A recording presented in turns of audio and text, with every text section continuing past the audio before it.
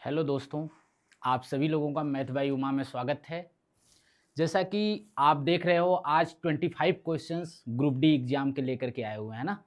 जिन मेरे दोस्तों ने ग्रुप डी एग्जाम की तैयारी कर रहे हैं, है ना, जिनका पेपर है, आपने देख भी लिया होगा। बहुत लोगों का पेपर 3 अगस्त को हो रहा होगा, कुछ का 4, 5, 6, 9, है ना। 25 अगस्त तक की डेट दे रखा है ना, रेलवे ग्रुप डी ने। तो जो बच्चे पेपर देने जा रहे हैं 3 अगस्त, 4 अगस्त, 5 अगस्त, उनको ये 25 क्वेश्चंस जो आरआरबी ग्रुप डी ने पहले पूछे हुए थे, जो बहुत कंसेप्चुअल हैं, अच्छे क्वेश्चंस हैं, जिनको आपको आना ही चाहिए, बिना इसके आप एग्जाम में ना बैठो। तो क्या आपने पहले से ये क्वेश्चन सॉल्व कर लिए हैं? इन क्वेश्चन के कॉन्सेप्ट आपको पहले से पता है? तो ठीक है, आप एक बार रिवाइज कर लो। अगर आपने इनको सॉल्व नहीं किए हैं तो आप मेरे साथ इस क्लास में जुड़ो और सारे क्वेश्चन की धुआं उड़ा दो, है ना। उसके बाद ही आप एग्जाम में बैठो। प्रॉपर कॉन्सेप्ट सिखाएंगे इसमें। केवल यही 25 नहीं, ये बेस्ट सिलेक्शन है 25 का, है ना। ये बेस्ट 25 है जिसमें कंसेप्चुअल चीजें हैं जिनको समझ आना बहुत जरूरी है ना। तो हमने वो क्वेश्चंस निकाले हैं। मैक्सिमम क्वेश्चन ग्रुप डी ने पूछ रखा था 2026, 25 या 24 के जो एग्जाम थे ग्रुप डी के, उनमें से मैंने खोज करके जो बेस्ट क्वेश्चंस थे, जो लेटेस्ट पूछे गए हैं ना, वो सारे क्वेश्चंस की एक 25 क्वेश्चंस की सीरीज बनाई है जो आपके सामने लेकर के आया हूँ। तो चलो बच्चों, याद करते हैं। इससे पहले कल इवनिंग में यूपी कांस्टेबल का कट ऑफ क्लियर हुआ है ना। सारे बच्चे जो यूपी कांस्टेबल के पेपर दिए थे उनको पता भी होगा। जो जनरल कैटेगरी में थे 258 के आसपास कट ऑफ बना है ना। ओबीसी 251 बना है, ईडब्ल्यूएस का जो है 247 बना है आई थिंक, है ना। एससी कैटेगरी वालों का 239। तो वो सारे बच्चे जो यूपी कांस्टेबल में सेलेक्ट हो गए हैं, जो कट ऑफ क्लियर कर लिए हैं, उनका बहुत बहुत धन्यवाद कि वो अच्छे से मेहनत किए और इस एग्ज़ाम को निकाल लिए, है ना। वो अपने आगे की तैयारी के लिए अपना प्रिपरेशन करते रहें। जो भी फिजिकल या फिर डॉक्यूमेंट वेरिफिकेशन जो भी चीज़ें हैं, उसके लिए आप तैयार करते रहो। जिन बच्चों का नहीं हो पाया उनको उदास होने की ज़रूरत नहीं है। और भी एग्ज़ाम हैं, और भी एग्ज़ाम आएंगे। आप केवल अपने आप को, जितना भी समय आपका अपना है, उस समय को आप पढ़ने में दो। बिल्कुल उदास नहीं होना है। केवल एक ही पेपर नहीं होता है जो आपको निकालना है ना। और भी पेपर आएंगे आपके लिए, और भी पेपर के लिए आपको उतने ही मेहनत के साथ आगे बढ़ना है। अपने मेहनत में कमी नहीं होने देना है। आपको अपना मेहनत पूरा करना है बच्चे। सिलेक्शन जरूर होगा आपका, है ना। तो चलो आ जाओ, हम लोग स्टार्ट करते हैं ग्रुप डी के पेपर को सॉल्व करने का। जो इसके बेसिक है ये क्वेश्चंस को पहले करते हैं, उसके बाद उस क्वेश्चंस को पिक करेंगे, तब आप समझ भी पाओगे। ठीक है, ठीक। आ जाओ इस क्वेश्चंस पे। क्या कह रहा है ये? कह रहा है कि दो संख्याओं का महत्तम समापवर्तक 18 दे रखा है, लघुत्तम समापवर्तक 512 दे रखा है, एक संख्या 126 दे रखी है ना। तो इन संख्याओं के बीच धनात्मक अंतर ज्ञात कीजिए। ठीक, धनात्मक अंतर ज्ञात कीजिए। बच्चे थोड़ा सा क्वेश्चंस को मोल्ड किया है। आप कहोगे जी एलसीएम एचसीएफ अगर दोनों दिया है, एक संख्या भी दी है, तो दूसरी संख्या निकाल लेता हूं। आपने बताया था इसका फार्मूला कि जी एलसीएम एचसीएफ गुणा एलसीएम, है ना, दोनों संख्याओं के गुणनफल के बराबर होता है। दोनों संख्याओं के गुणनफल के बराबर होता है जी, है ना जी। गुणनफल के बराबर होता है। मैंने कहा एचसीएफ कितना दे रखा है, आपने कहा जी ये 18 दे रखा है। दूसरा क्या दे रखा है जी, 1512 दे रखा है ना। दोनों संख्याओं का गुणनफल में से एक संख्या 126 है, दूसरी संख्या मान लेता हूं जी x है ना। तो अब जो कट रहा है उसको काट देता हूं, है ना। तो मैंने कहा जी एक उठाता हूं मैं 4, 3, है ना। तो 3 चौक के 12, 3 दूनी के 6, फिर 3 से मैं इसको काटता हूँ, 3 छके 18, है ना। 6 से काटता हूँ, 6 सत्ते 42, 7 से काटता हूँ जी, कितनी बार जाएगा, 7 दूनी के 14, 7 एकम 7, 7 छके 42 जी। x आ गया 216, है ना जी। तो दोनों संख्याएं पता चल गया, एक 216 है और एक 126 है। ठीक, तो दोनों का अंतर पूछा है। अगर दोनों संख्याओं का अंतर पूछा है तो 216 में से 126 को घटा दो। 216 में से 126 को घटा दोगे तो ये 6 में से 6 जाएगा 0, 11 में से 2 जाएगा जी 9, और ये कट गया, मतलब 90। तो दोनों संख्याओं का अंतर कितना होगा, 90 होगा, है ना। धनात्मक अंतर लेना है, ठीक है, धनात्मक अंतर लेना है जी। चलो आगे बढ़ते हैं, आगे बढ़ते हैं, थोड़ा फास्ट करते हैं ना एलसीएम में। इस क्वेश्चंस को देखो भाई, क्या कह रहा है ये क्वेश्चंस।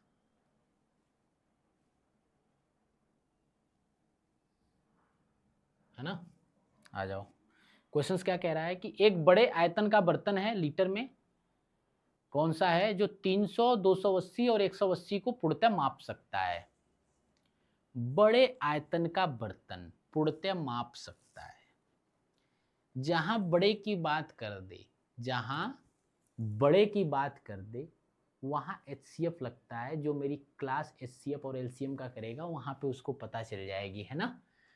ठीक है, तो बड़े आयतन की बात किया है, बड़े आयतन की बात किया है, हमें HCF निकालना है। संख्याएं क्या दे रखी हैं जी, 300 दे रखी हैं, 280 दे रखी हैं, है ना, 180। अब निकालने का तरीका बच्चे जो होता है, या तो मैं क्या करूं, प्राइम फैक्टराइजेशन निकाल दूं, मिनिमम पावर वाले को पास रख दूं जो तीनों में कॉमन हो, है ना। या तो मैं बताया था आपसे जो सबसे पास वाली दो संख्याएं हैं उनका डिफरेंस ले लो। मैंने कहा जी सारे ही पास वाले, मैंने कहा इस दोनों पास वाले का डिफरेंस ले लो। मैंने कहा 300 में से 280 निकालोगे तो डिफरेंस कितना निकल करके आ जाएगा मेरे दोस्त, डिफरेंस आ जाएगा 20 निकल करके। तो जब डिफरेंस अगर दोनों संख्याओं का 20 निकल करके आया तो या तो ये 20 खुद ही होगा उसका HCF, है ना, महत्तम समापवर्तक, या तो ये जो डिफरेंस है ये खुद होगा, या इसका कोई छोटा मोटा नन्ना मुन्ना बच्चा होगा। ठीक, हमने कहा देखो ऑप्शन में 20 है, हाँ जी 20 खुद ही है, मतलब बाप खुद मौजूद है तो बेटे की तरफ नहीं बढ़ना है। ठीक है, बाप खुद मौजूद था। ठीक, बहुत ही आसानी के साथ आप लोग ये क्वेश्चंस कर रहे होगे बच्चे। ठीक है बच्चे, तो चलो नेक्स्ट क्वेश्चंस पे चलते हैं। जो अगला क्वेश्चंस आपके सामने है वो ये है। ठीक, क्या कह रहा है कि मनोज के पास 200 लीटर तेल A और 174 लीटर तेल B है।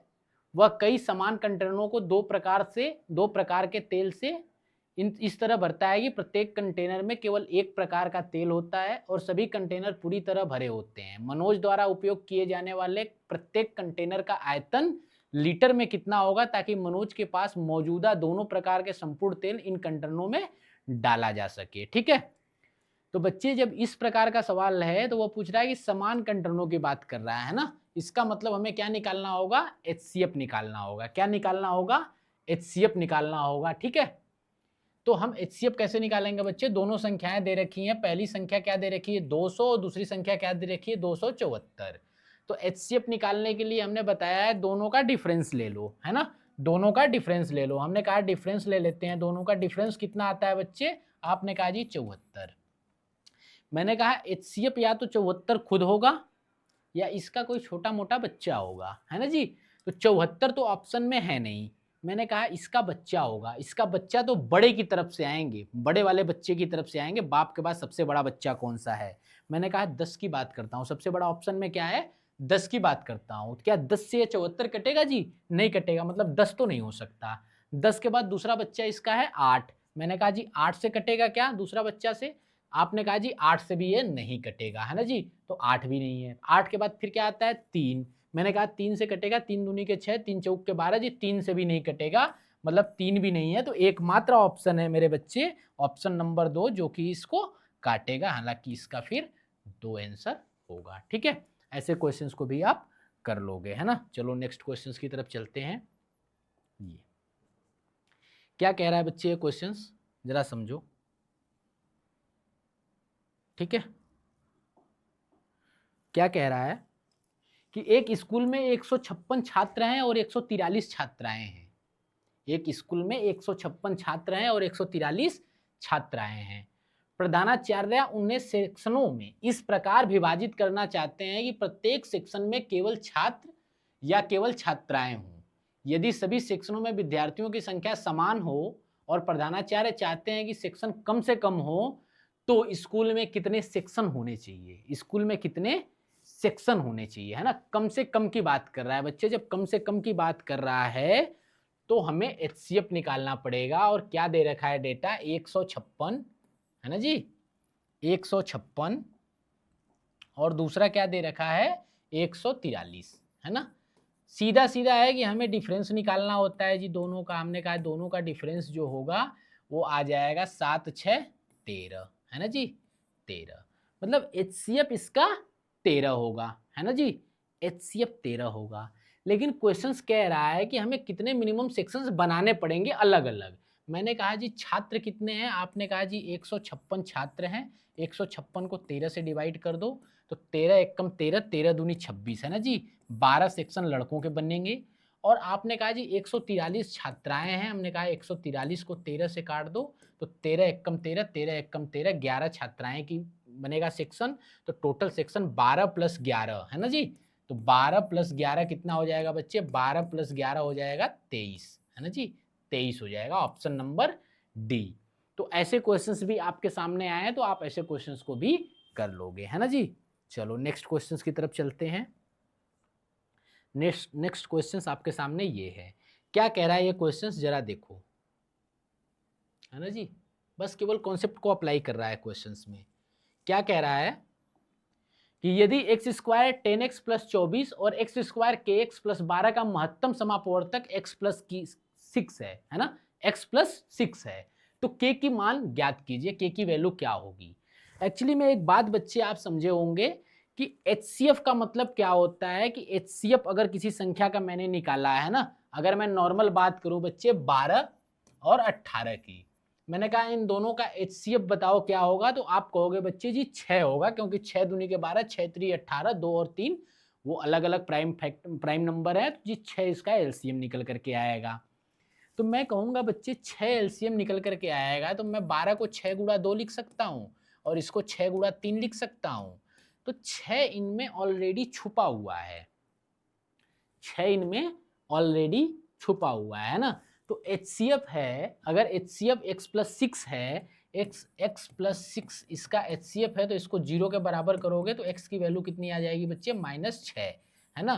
तो -6 इनको सेटिस्फाई करेगा। हमने कहा जी x की वैल्यू -6 है, तो -6 का स्क्वायर कर दो है ना पहले इक्वेशन में, और 6 -6 यहाँ पे लिख दो, प्लस 24 ये बराबर होगा किसके जी, आपने कहा जी 6 का स्क्वायर जी 36 है ना, माइनस माइनस प्लस, -6 के प्लस 12 के बराबर होगा है ना जी, प्लस 12 के बराबर होगा। मैंने कहा जी ये 36 है, माइनस का 60 है, प्लस का 24 है, ये बराबर है किसके, 36 -6 के प्लस 12 के है ना जी। 36 से 36 तो उड़ जाएगा जी, और ये इधर ले जाओगे है ना, ये इधर ले जाओगे तो कितना हो जाएगा जी, 60 10 70 2 72 हो जाएगा है ना जी। तो ये हो जाएगा 24 प्लस 6 के बराबर 72 है ना। तो 6 के बराबर कितना हो जाएगा, ये प्लस का 24 है ना, हाँ, तो ये 24 उधर जाएगा तो माइनस का हो जाएगा, तो 6 के कितना हो जाएगा, 48 हो जाएगा। 6 के कितना हो जाएगा, 48 हो जाएगा है ना, 24 घट जाएगा तो कितना हो जाएगा, 12 में से 4 जाएगा 8, 48। तो के की वैल्यू कितनी हो जाएगी, 8 छके 48 है ना जी, के की वैल्यू हो जाएगी 8, के की वैल्यू क्या हो जाएगी जी, 8 हो जाएगी है ना, ऑप्शन नंबर डी। ठीक है, तो आपको ये भी पता हो गया है ना। उसके बाद अगला क्वेश्चन जो है बच्चे आपके सामने वो ये है,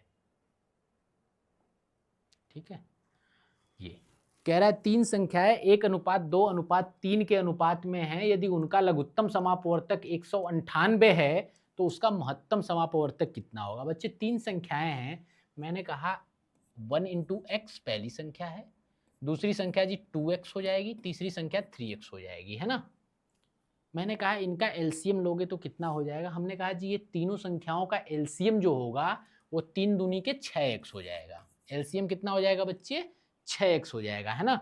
और एलसीएम दे कितना रहा है क्वेश्चंस में बच्चे, 98 दे रखा है, कितना दे रखा है, 98 दे रखा है। तो x की वैल्यू निकल करके कितनी आ जाएगी बच्चे, 6 3 के 18 है ना, 6 3 के 18, x की वैल्यू कितनी आ जाएगी 33 है ना। x की वैल्यू 33 आ गई बच्चे, x तीनों में है, क्योंकि ये 1 है, ये 2 है, ये 3 है, प्राइम नंबर है ना, खुद से कटेंगे या 1 से कटेंगे।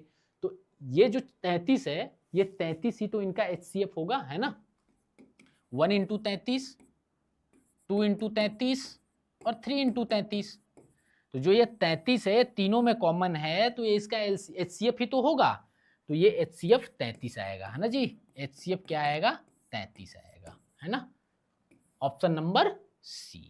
ठीक है, तो ये सारे क्वेश्चंस थे बच्चे जो आपको मैंने कराया अभी है ना।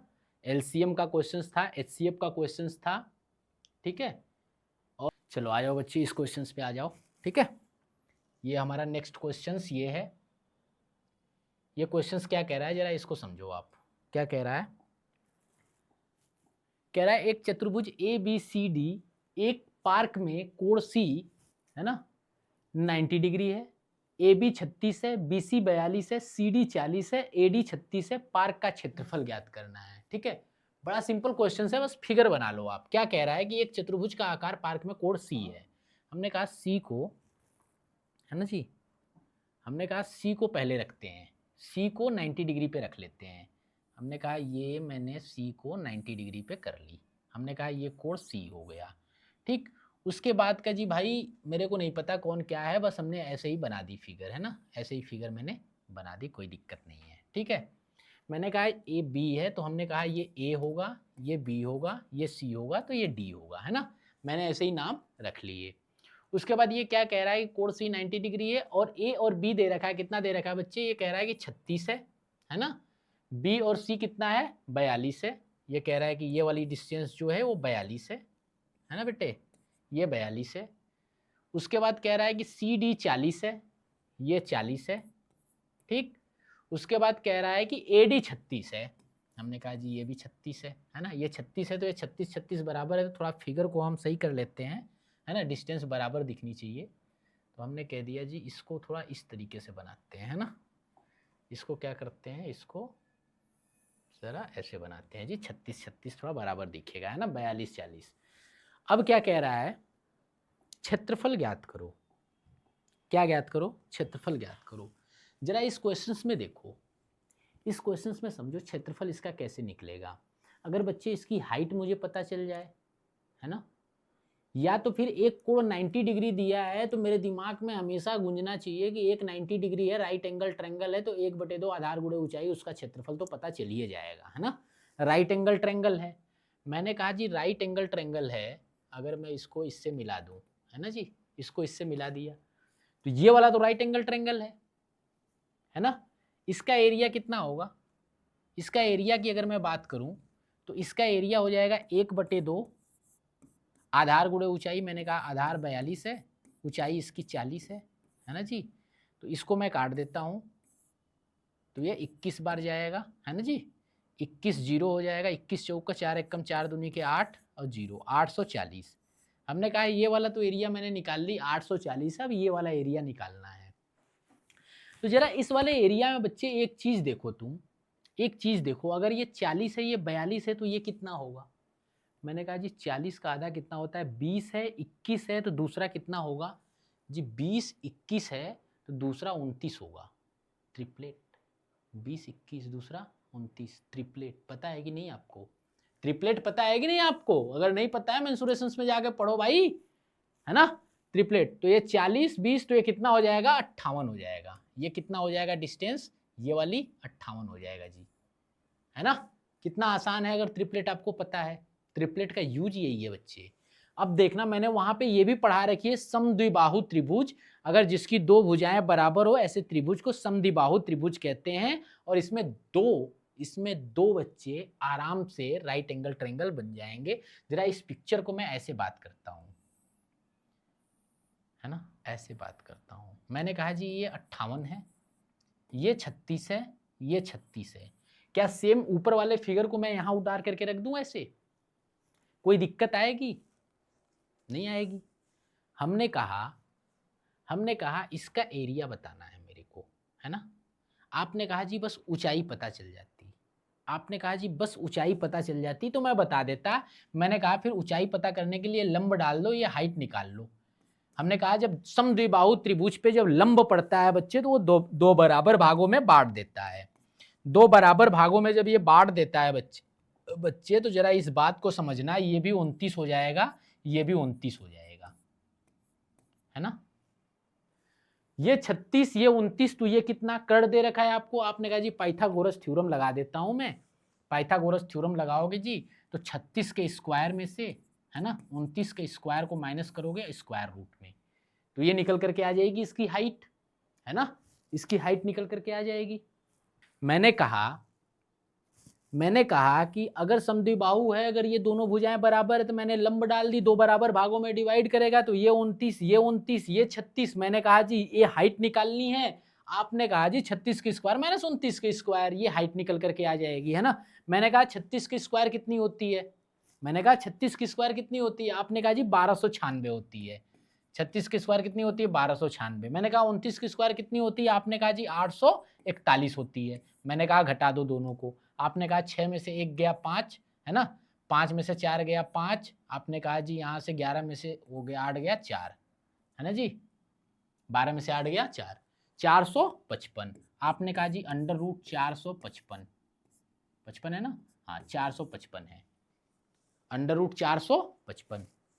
हाइट पता चल गई, अगर हाइट पता चल गई तो आप एरिया तो इसकी भी निकाल दोगे, है ना। 455 क्या होता है बच्चे, अगर मैं 21 के स्क्वायर की बात करूं तो लगभग 441, 21 का स्क्वायर 441 होता है, 22 का स्क्वायर 476 होता है ना जी, तो ज़्यादा हो जाता है।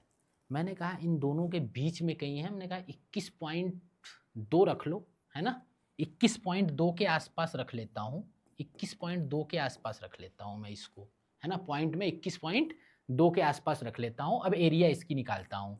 मैंने कहा 1/2 आधार गुणे ऊंचाई जी, आधार कितनी है 29, 29 29 58 ही पूरा रख लेता हूँ, 58 गुणे ऊंचाई कितनी आ जाएगी जी, ऊंचाई आ जाएगी 21.2 के आसपास, है ना, 21.2 के आसपास। मैंने इसको काट देता हूँ, मैंने इसको काट दी, कितनी बार जाएगा जी 29 बार जाएगा, है ना। मैंने कह दी इन दोनों का मल्टीप्लिकेशन कर लेता हूँ, कितना आ जाएगा जी 29 और 21 का मल्टीप्लाई करोगे तो है 29 दूनी 58, तो 5 होगा, है ना, 29 दूनी 58 के 5, हाथ में कितना आएगा जी 5, है ना, 29 एकम 29, 29 5 34 के 4, हाथ में कितना आएगा 3, है 29 दूनी 58, 58 3 कितना हो जाएगा जी 61, है ना जी, और एक पॉइंट पे 10 मतलब 614 615 समथिंग है जी, 615 के समथिंग है। मैंने कहा इसमें 615 जोड़ दो, इसमें 615 जोड़ दो, टोटल एरिया पता चल जाएगा। 615 जोड़ दोगे इसमें टोटल एरिया पता चल जाएगा। हमने कहा 615 जोड़ो, आपने कहा जी 5 4 1 5 और 8 6 14, है ना, 5 5 14, 1455 56 के आसपास जी आएगा, 1455 56, 1485 जी नहीं होगा, ये बहुत ज़्यादा है ना, 1484 भी, 1584 जी नहीं होगा, और ये भी नहीं होगा 1500, है ना, ज़्यादा है। एकमात्र 1455 56 के आसपास 1458.6 के आसपास वाला आंसर है, ये वाला ऑप्शन आपका करेक्ट होगा, है ना जी, क्योंकि हमने अप्रोक्सीमेट में रखा था, अप्रोक्सीमेट में थोड़ा सा कम वैल्यू रखा है, तो इससे थोड़ा सा ज़्यादा होने वाला है ना, तो कैलकुलेशन करने के लिए इजी कर दिया मैंने। तो जरा ये फिगर के साथ आप समझ गए, तो जरा ये क्वेश्चंस को आप समझ गए, इसमें आपने क्या क्या कॉन्सेप्ट सीखा, समद्विबाहु त्रिभुज, दो बराबर भुजाएं हैं, हाइट कैसे निकालनी है वो आपको बताया, ट्रिपलेट का यूज भी बताया, है ना, जब दो भुजाएं दे रखी और 90 डिग्री का कोण हो तो तीसरी भुजा कैसे डायरेक्ट पता करोगे, ट्रिपलेट पता हो तो पता हो जाएगी। तो ऐसे में भी आपको एरिया निकालना बताया, बड़ा कंसेप्चुअल क्वेश्चन था, अच्छा क्वेश्चन था, और आपको मैंने ये भी करा दी। जरा अगले क्वेश्चन की तरफ चलो। अगला क्वेश्चन क्या कहता है, ग्रुप डी बच्चे जाने नहीं देनी है ना, अच्छे क्वेश्चन पूछता है ग्रुप डी में, धुआं उड़ा देनी है ग्रुप डी की। क्या कह रहा है अगला क्वेश्चन, कह रहा है यदि किसी घनाकार संरचना के संपूर्ण पृष्ठीय क्षेत्रफल को 23 पैसे प्रति वर्ग सेंटीमीटर स्क्वायर की दर से रंगने की लागत 1006.02 है, तो घनाकार संरचना की आयतन ज्ञात कीजिए। कुछ भी नहीं है क्वेश्चंस में, कुछ भी नहीं है क्वेश्चंस में, कह रहा है कि संपूर्ण पृष्ठीय क्षेत्रफल, घन है, घन का संपूर्ण पृष्ठीय क्षेत्रफल कितना होता है 6a² होता है, जिसको नहीं पता है वो मेरे लेक्चर में जाकर के देख लेगा, है ना जी। हमने कहा संपूर्ण पृष्ठीय क्षेत्रफल कितना होता है जी 6a² होता है, इसकी वैल्यू दे रखी है, लागत दे रखी है कितनी, इतनी, लेकिन 23 पैसे पर मीटर क्यूब से, हमने कहा जी 23 पैसे पर मीटर क्यूब से 23, ये कितने रुपए में दे रखा है ना, रुपए में दे रखा है तो बटे 100 कर देंगे। इसकी वैल्यू दे रखी है, कितनी दे रखी है बच्चे 106.02, है ना, दे रखी है।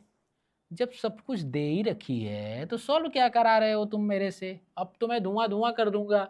मैंने कहा जी ये पॉइंट हटाऊंगा तो 100 से मल्टीप्लाई 100 से डिवाइड करूंगा, है ना, 100 से डिवाइड करूंगा और 100 से मल्टीप्लाई करूंगा, तो ये पॉइंट हटा दूंगा मैं। जब पॉइंट हटा दूंगा तो ये 100 भी उड़ जाएगा, है ना, इस 100 को या तो इधर ले जाओ, मल्टीप्लाई करोगे, पॉइंट उड़ गया।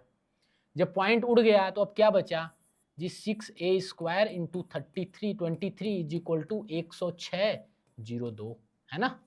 मैंने कहा 6 से काट करके देखते हैं कट रहा है क्या, 6 से काटो, 6 एकम 6, 4 0 6 4 के 36, 4 6 6 सत्ते 42 है ना, 4 0 6 4 के 36, 4 2 6 सत्ते 42 है ना जी, इतनी बार जाएगा। 23 से कितनी बार जाएगा, तो मैंने कहा 23 साते है ना, 23 साते अगर 7 त्रिक के 21 है ना जी, तो 23 साते जाएगा, 23 दूनी के जाएगा और 23 नवा जाएगा है ना जी, 729। हमने कहा जी ए स्क्वायर की वैल्यू कितनी है, 729।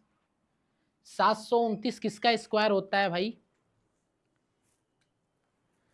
729 किसका स्क्वायर होता है, आपने कहा जी 729 जो होता है वो 27 का स्क्वायर होता है ना, 27 का स्क्वायर होता है, ए की वैल्यू 27 है। घन का वॉल्यूम कितना होता है मेरे दोस्त, घन का जो वॉल्यूम होता है ए क्यूब होता है जी, मतलब 27 गुणे 27 गुणे 27 है ना जी। हमने कहा क्या आएगा आंसर, आपने कहा जी 7 सते 49 और 49 में 7 से मल्टीप्लाई करोगे 7 9 63 यूनिट डिजिट, जो लास्ट की यूनिट डिजिट है, लास्ट यूनिट डिजिट मेरे भाई वो 3 आने वाली है। लास्ट यूनिट डिजिट एक ही ऑप्शन में है जिसमें 3 है मेरे दोस्त, मेरे भाई हैं, ए ऑप्शन है, बाकी कोई में भी लास्ट का यूनिट डिजिट 3 नहीं है। ठीक है, क्या कॉन्सेप्ट समझे आप, कर लोगे अब आगे, कर लेने चाहिए भाई। अगर अब भी नहीं कर पाते हो ना, थोड़ा सा पानी लो एक बाल्टी में है ना, थोड़ी सी पानी एक बाल्टी में लो और उसमें अपने सर को डुबा दो है ना, और तब तक मत निकालना जब तक आपको ये ना लगे कि अब हम कर लेंगे क्वेश्चंस है ना, मेहनत करेंगे बच्चे, मेहनत ही तुम्हारी कामयाबी है। सब कुछ तुमसे लिया जा सकता है लेकिन तुम्हारा ज्ञान तुमसे कभी कोई नहीं ले सकता है ना, तुम्हारी सक्सेस तुमसे कोई नहीं छीन सकता। और आप देख रहे हो किसी भी एग्ज़ाम में, अगर यूपी कांस्टेबल एग्ज़ाम में जो मैंने स्टार्टिंग में ही बताई, कट ऑफ कितना हाई जा रहा है, कितनी हाई जा रही है बच्चे कट ऑफ। अगर मैं बात करूं जनरल की 258 गई है जनरल की कट ऑफ, और ओबीसी की भी लगभग 251 के आसपास, 51 के आसपास, ज़्यादा अंतर नहीं है ना। अब आप बात को समझो, अगर 300 के पेपर में है ना 258 के आसपास कट ऑफ जा रही है, किस लेवल की टफनेस होगी, कितनी कंपटीशन है, आप अपने आप को समझो। अभी भी समय है बच्चे, अभी भी ज़्यादा दिन नहीं है, जितना प्रैक्टिस करना है कर लो, कम से कम एक एग्जाम की लेटर तो तुम्हारे पास आ जाए, तुमने क्वालिफाई कर ली है बच्चे।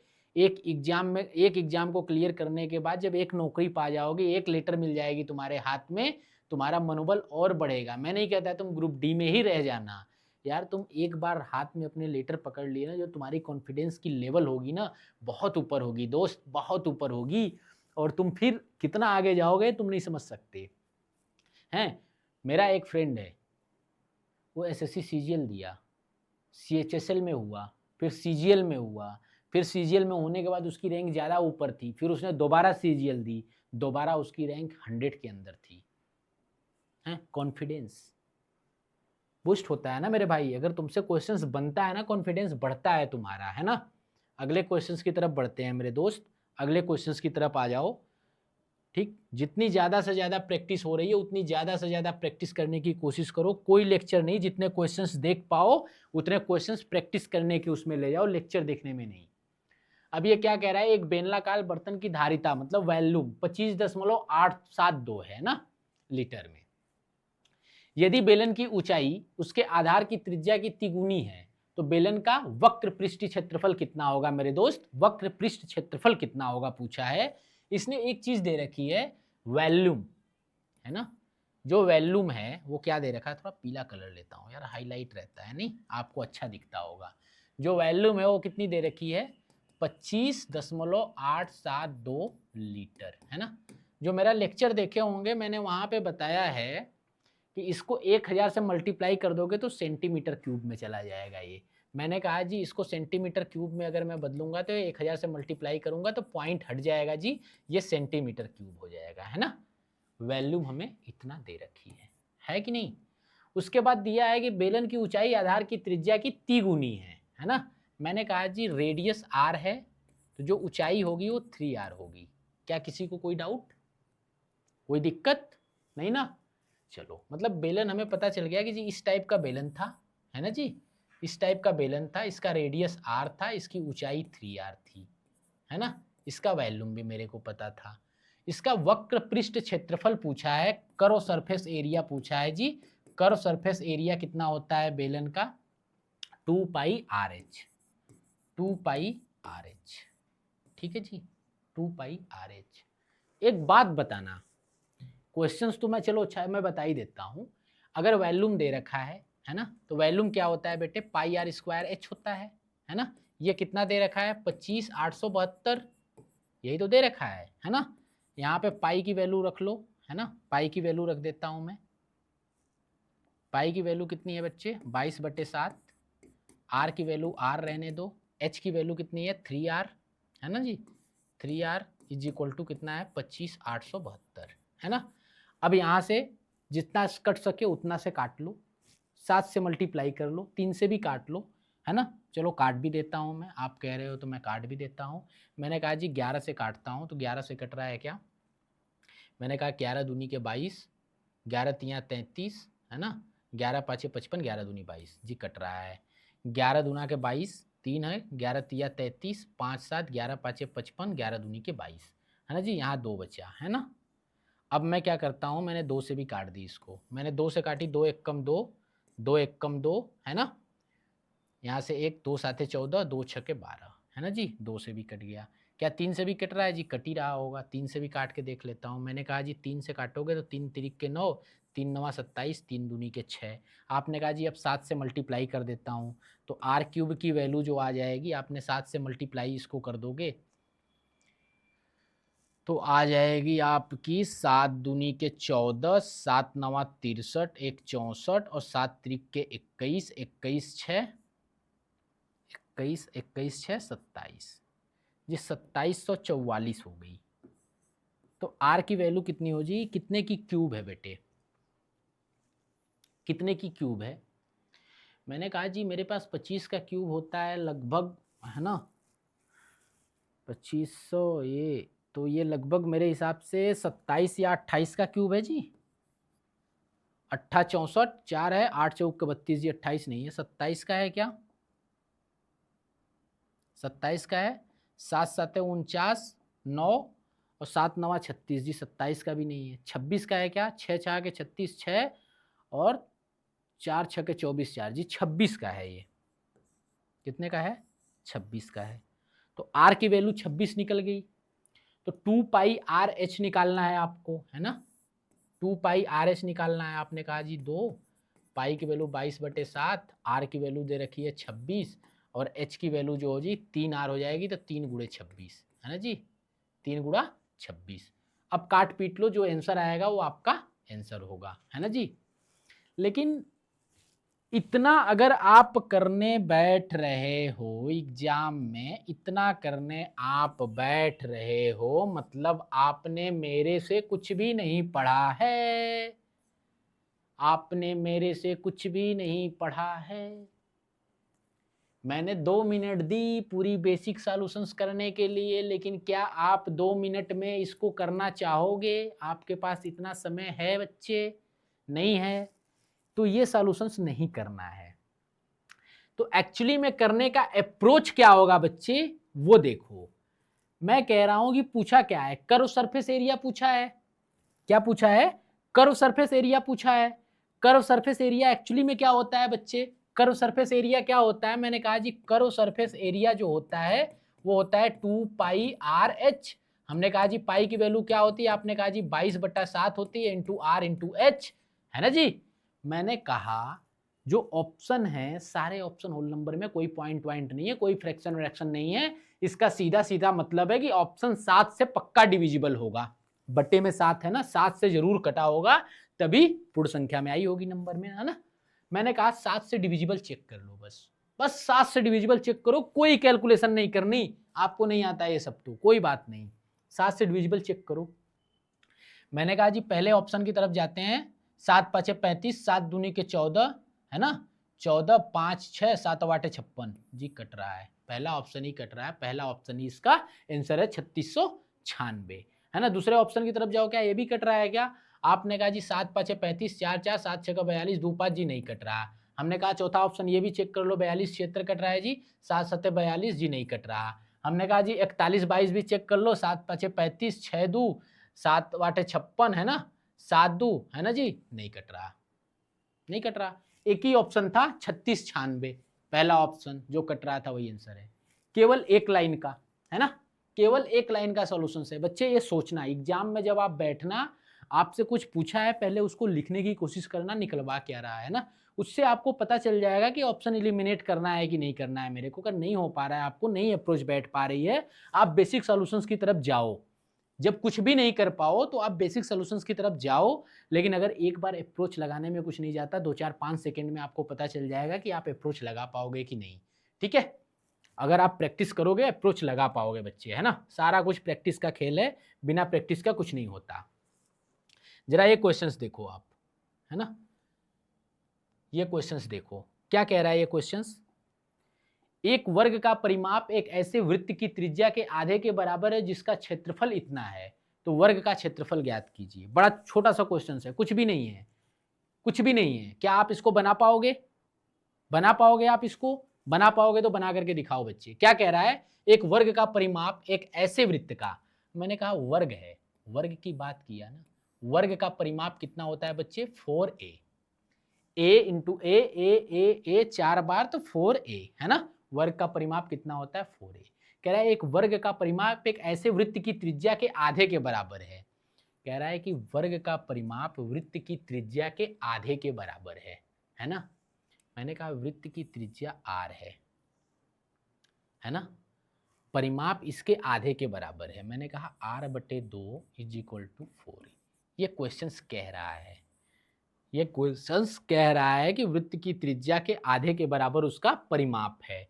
तो मैंने कहा जी त्रिज्या फिर कितनी होगी? आपने कहा जी 8a होगी, है ना। त्रिज्या कितनी होगी? 8a होगी। अब ये कह रहा है कि उसका क्षेत्रफल वृत्त का कितना है? 39,424। त्रिज्या पता है, वृत्त का क्षेत्रफल क्या होता है बच्चे? पाई आर स्क्वायर होता है बच्चे, हैं। पाई आर स्क्वायर कितना दे रखा है? 39,424, है ना, यही तो दे रखा है। अब आर भी मेरे को पता है, आर कितना है? 8a स्क्वायर, है ना।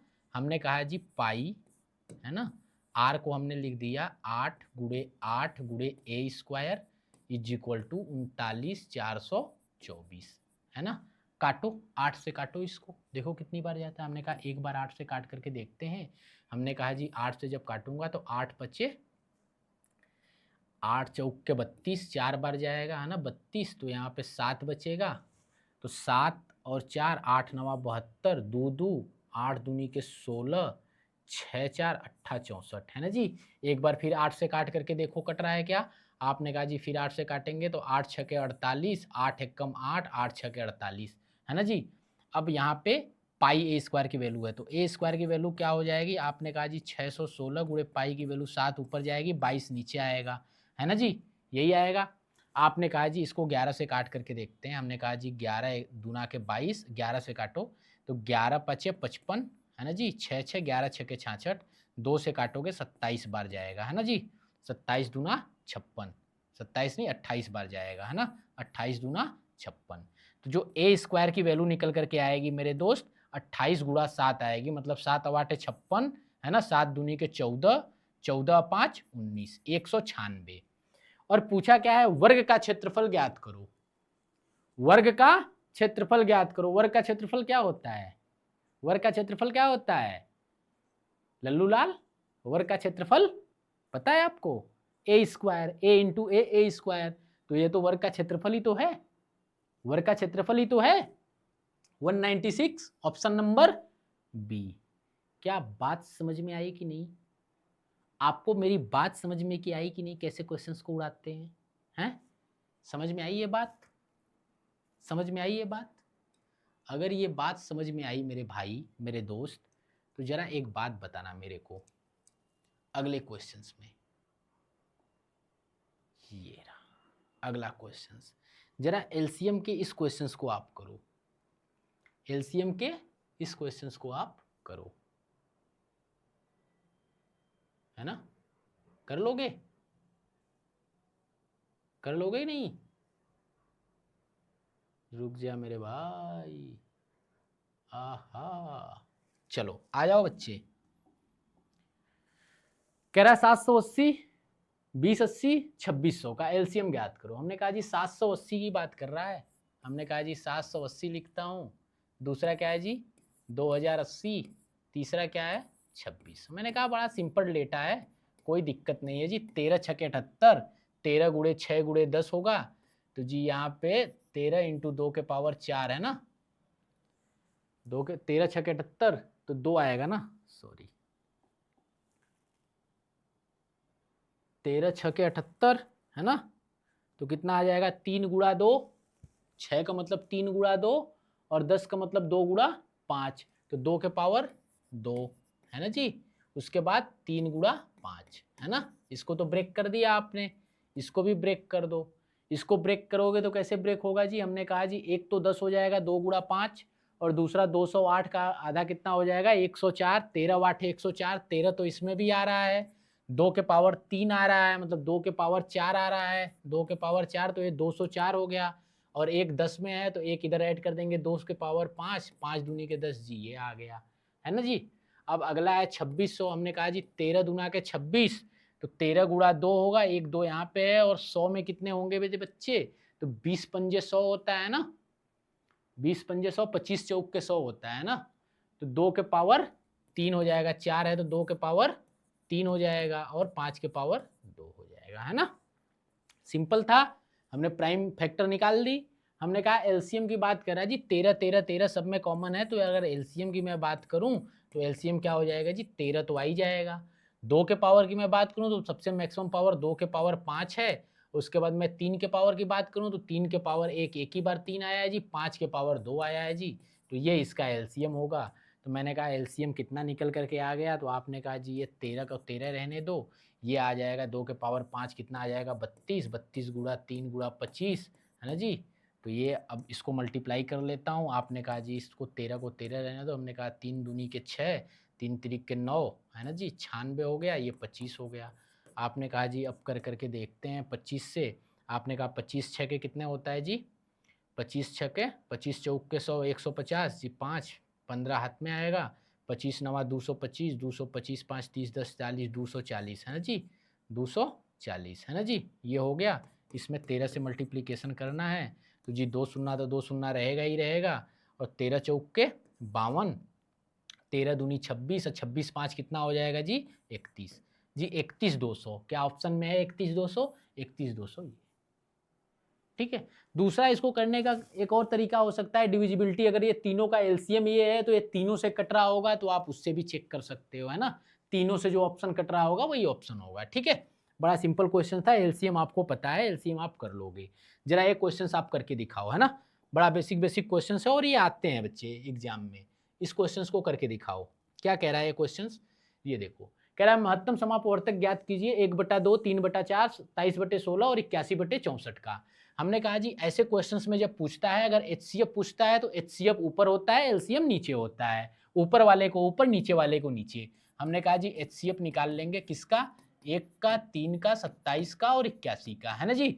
और एलसीएम निकाल लेंगे जी, एलसीएम किसका निकाल लेंगे, 2 का, 4 का, 16 का और 64 का, है ना जी, यही तो करना है हमें। हमने कहा एचसीएफ कितना होगा, जो बच्चा मेरे से पढ़ा है जरा बताना एचसीएफ कितना होगा, 1 होगा, क्योंकि इसमें 1 है, बाकी सब में 1 1 1 है, लेकिन और कोई कॉमन अगर मैं 3 की बात करूं तो इसमें 3 नहीं होगा, है ना। तो मैक्सिमम क्या हो सकता है, 1 हो सकता है इसका एलसीएम। तो हमने एचसीएफ हमने कहा जी ऊपर तो 1 आएगा, है ना जी, ऊपर 1 आएगा, नीचे क्या आएगा जी, हमने कहा 2 4 16 64, एलसीएम क्या होगा जी 64 होगा, है ना, एलसीएम क्या होगा 64 होगा। Option number D.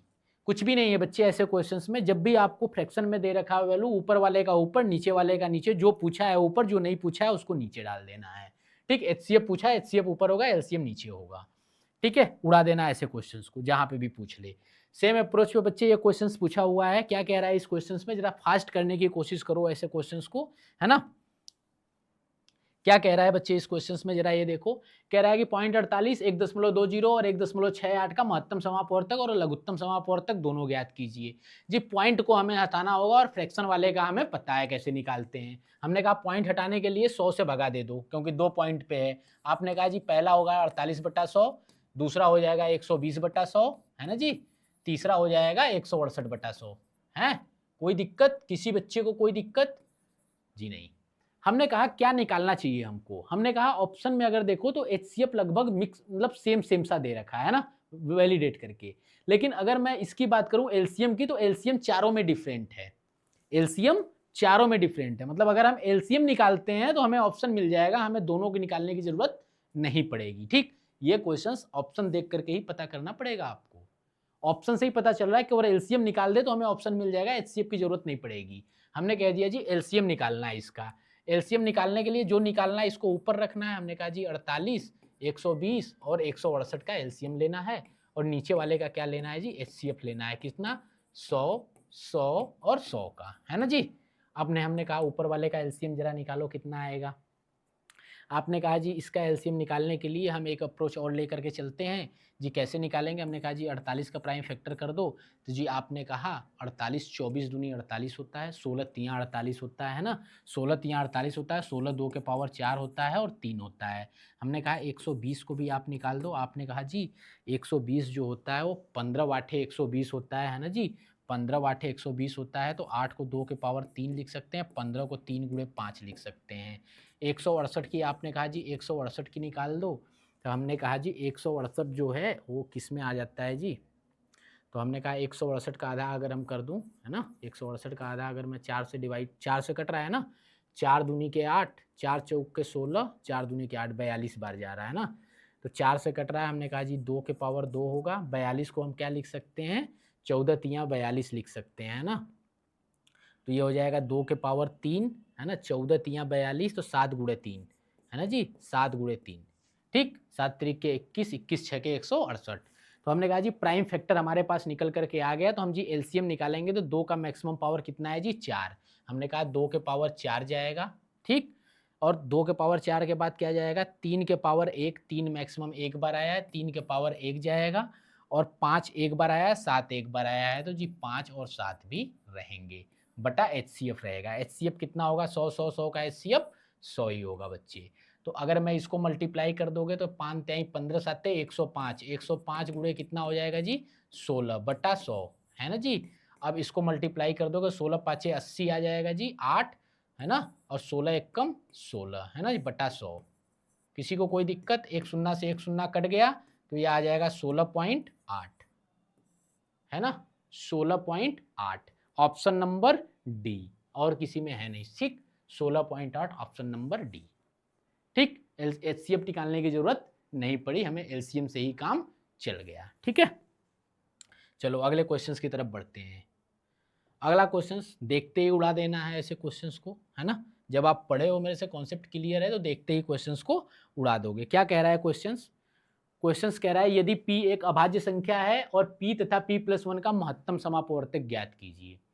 एक अभाज्य संख्या है ना, एक अभाज्य संख्या है और उससे एक ज्यादा का महत्तम समापवर्तक क्या होगा मेरे भाई, 1 होगा। क्या होगा, 1 होगा। देखते ही उड़ा दोगे, अभाज्य संख्या आ गई तो है, क्यों होगा 1, मैंने कहा 3 क्या है, एक अभाज्य संख्या है, 3 एक अभाज्य संख्या है, तो 3 + 1 दूसरा कितना हो गया, 4, दोनों का एलसीएम कितना होगा, 1 होगा। कॉमन तो कुछ है ही नहीं ना, कॉमन तो है नहीं, प्राइम नंबर है।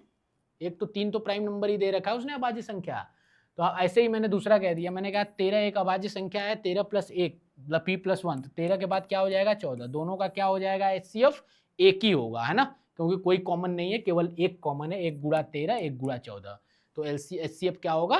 क्या कह रहा है क्वेश्चन, कि एक रनिंग ट्रैक 2 सीधे समानांतर खंडों से बना हुआ है, ठीक है, जिनमें प्रत्येक 120 मीटर लंबा है और दोनों सिरों पर एक अर्धवृत्ताकार चापों द्वारा जुड़े हुए हैं। ट्रैक का आंतरिक परिमाप 504 मीटर है, ठीक है। यदि हर जगह ट्रैक चौड़ाई एक समान 18 मीटर है तो ट्रैक का बाहरी परिमाप मीटर में बेटे ज्ञात करना है ना। ठीक है, बड़ा ही जबरदस्त क्वेश्चन है, कंसेप्चुअल क्वेश्चन है। इसको लेने का कारण भी यही था कि ये जबरदस्त क्वेश्चन है ना बेटे। अगर टेक्स्ट आपको थोड़ा छोटा लग रहा हो तो मैं थोड़ा सा बड़ा कर देता हूं इसको, आ जाओ इसको सॉल्व करके देखते हैं, है ना, कैसे करना है इसको।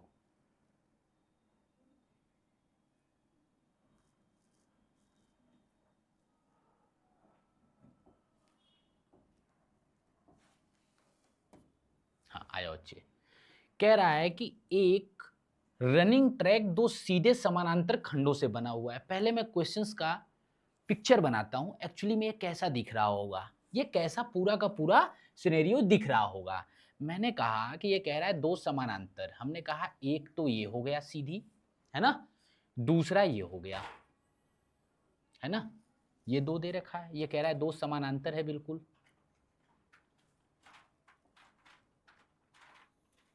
ठीक है, इसके कह रहा है कि उसके बाद, और इनकी लंबाई क्या दे रखा है बच्चे, इसकी लंबाई दे रखा है 120 मीटर और इसकी भी लंबाई दे रखा है 120 मीटर, है ना। इसमें तो किसी को दिक्कत नहीं है, जो क्वेश्चंस में दिया है केवल उसी को लेके चलते हैं बच्चे। ठीक है, उसके बाद कह रहा है कि दो अर्धवृत्ताकार चाप, है ना, दोनों किनारों पे ऐड कर दिया बच्चे, दो अर्धवृत्ताकार चाप ऐड कर दिया।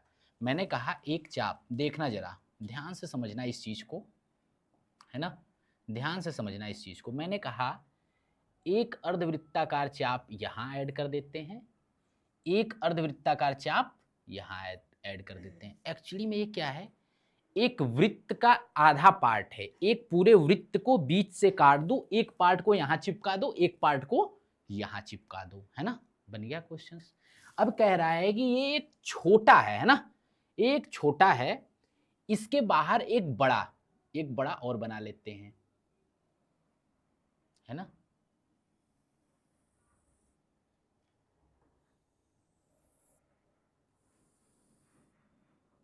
ठीक है, अब ऐसा फिगर बना हुआ है, छोटे वाले का परिमाप दिया है बच्चे, छोटे वाले का परिमाप दिया है, बड़े वाले का पूछ रहा है ना।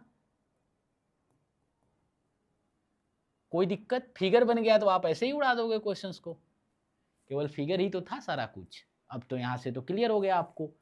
अब क्या करना है, अब मेरे बात को समझना, ये जो है ना चौड़ाई, ये 18 मीटर दे रखा है क्वेश्चंस में, कितना दे रखा है, 18 मीटर दे रखा है। ठीक है, मैंने कहा ये कितना है, 18 है जी, पूरा 18 है, कहीं कुछ चेंज नहीं है।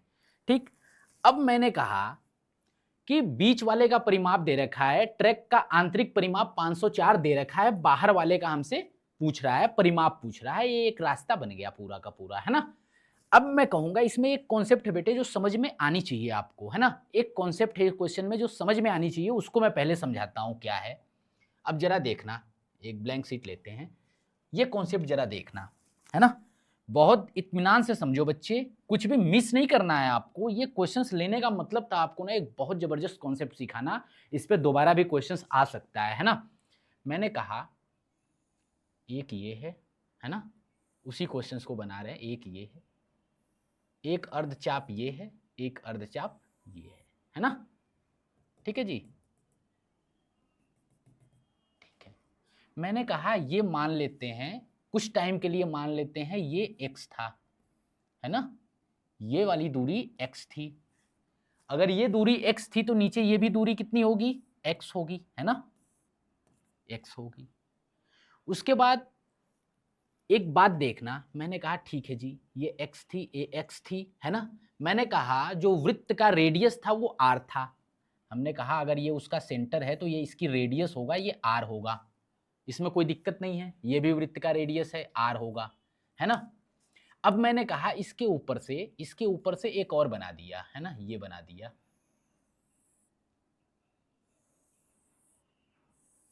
है ना जी, एक दूसरा बना दिया। अगर जब आप दूसरा बना दिए तो एक बात समझना, जितनी डिस्टेंस ये थी उतनी ही डिस्टेंस ये, मतलब ये भी x ही होगा, अभी भी ये x होगा, बड़े वाले के लिए भी x होगा, यही डिस्टेंस ये है तो ऊपर भी x ही होगा, इसके लिए भी x होगा, ये तो बदलने वाला ही नहीं है x, है ना, x तो बदलने वाला नहीं है, चाहे बड़े वाले की बात कर लो चाहे छोटे वाले की बात कर लो।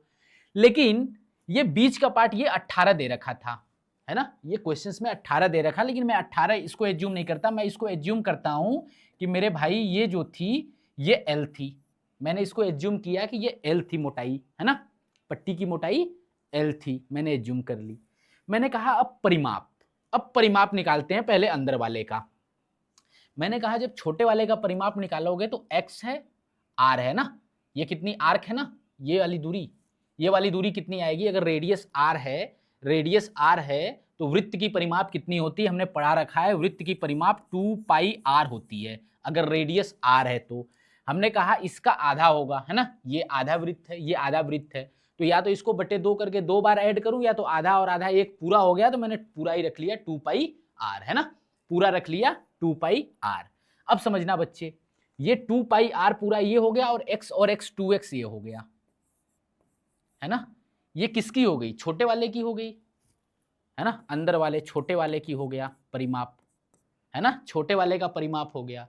अच्छा, ये छोटे वाले का परिमाप दे रखा है, तो कुछ बच्चे क्या करेंगे कि पहले इसको सॉल्व करने की कोशिश करेंगे, r और x में कुछ वैल्यू निकालेंगे, बड़े वाले के परिमाप में पुट करेंगे, वहां पे समय लगेगा। अभी मत समझना, थोड़ा सा और आगे बढ़ो।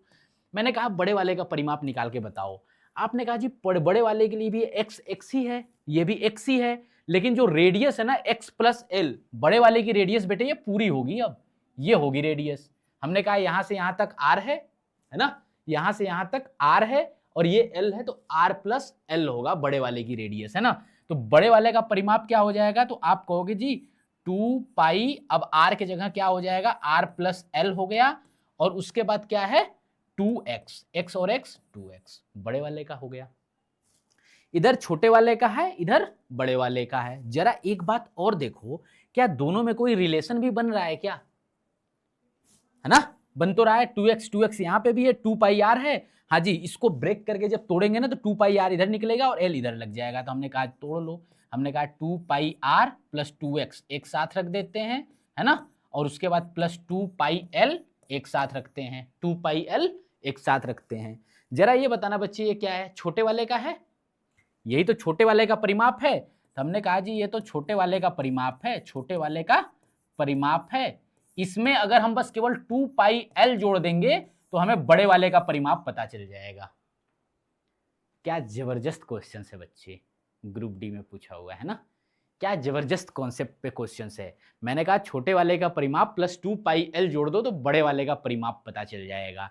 अब आ जाओ बच्चे क्वेश्चंस में, अब आ जाओ क्वेश्चंस में। अब जब क्वेश्चंस में आ गए, अब देखो हवा की तरह उड़ा दोगे बच्चे इस क्वेश्चंस को। मैंने कहा छोटे वाले का परिमाप दे रखा है, कितना दे रखा है? 504। आपने कहा जी 504 छोटे वाले का परिमाप हो गया, प्लस 2 पाई l हमें ऐड करना है इसमें, तो बड़े वाले का परिमाप भी पता चल जाएगा। तो हमने कहा 2 पाई की वैल्यू कितनी होती है बच्चे? 22/7, और l की वैल्यू कितनी है? l की वैल्यू दे रखा है क्वेश्चंस में 18। ठीक, खत्म, यहीं तक था क्वेश्चंस तो उड़ गया बच्चे। अब अगर मैं बात करूं 7 से, तो ये हो जाएगा आपका जो है 18 दूनी के 36, है ना, 18 दूनी के 36, और ये हो जाएगा, या तो फिर इसको इस तरीके से कर लो बच्चे, मल्टीप्लीकेशन थोड़ा सा नियरेस्ट देख लेते हैं। आंसर में नियरेस्ट तो है नहीं, दूर दूर हैं। तो हमने क्या किया, इसको अगर कट करूं मैं, तो ये 3.14 के आसपास जाएगा बच्चे, है ना, होता ही है पाई का मान 3.14। तो मैंने पहले इसको इससे मल्टीप्लाई कर लिया, क्या हो जाएगा बच्चे? तो ये हो जाएगा 2 चौक के 8, 2 एकम 2, और 2 तेई 6, है ना। 6.24 में 18 से मल्टीप्लाई करोगे, कितना आ जाएगा बच्चे? और ये हो जाएगा 18 से मल्टीप्लाई करोगे तो आपका करीबन आ जाएगा, है ना, मल्टीप्लाई कर लेते हैं कितना आ रहा है ये।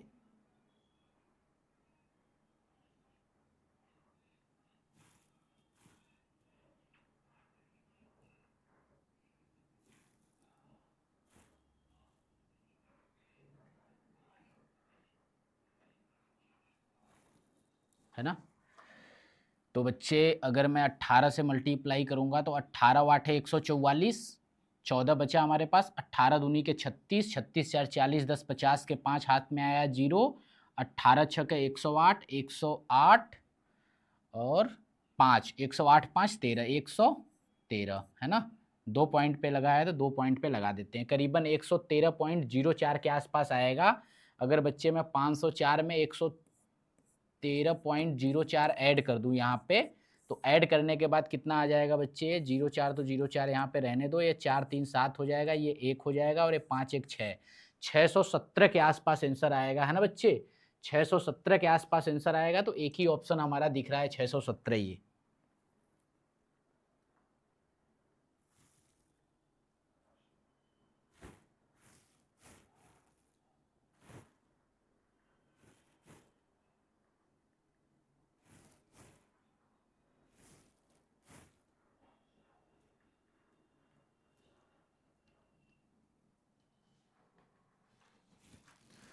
617 के आसपास आंसर आएगा बच्चे। तो 617 के आसपास का ऑप्शन हमारा 610 है ना, सॉरी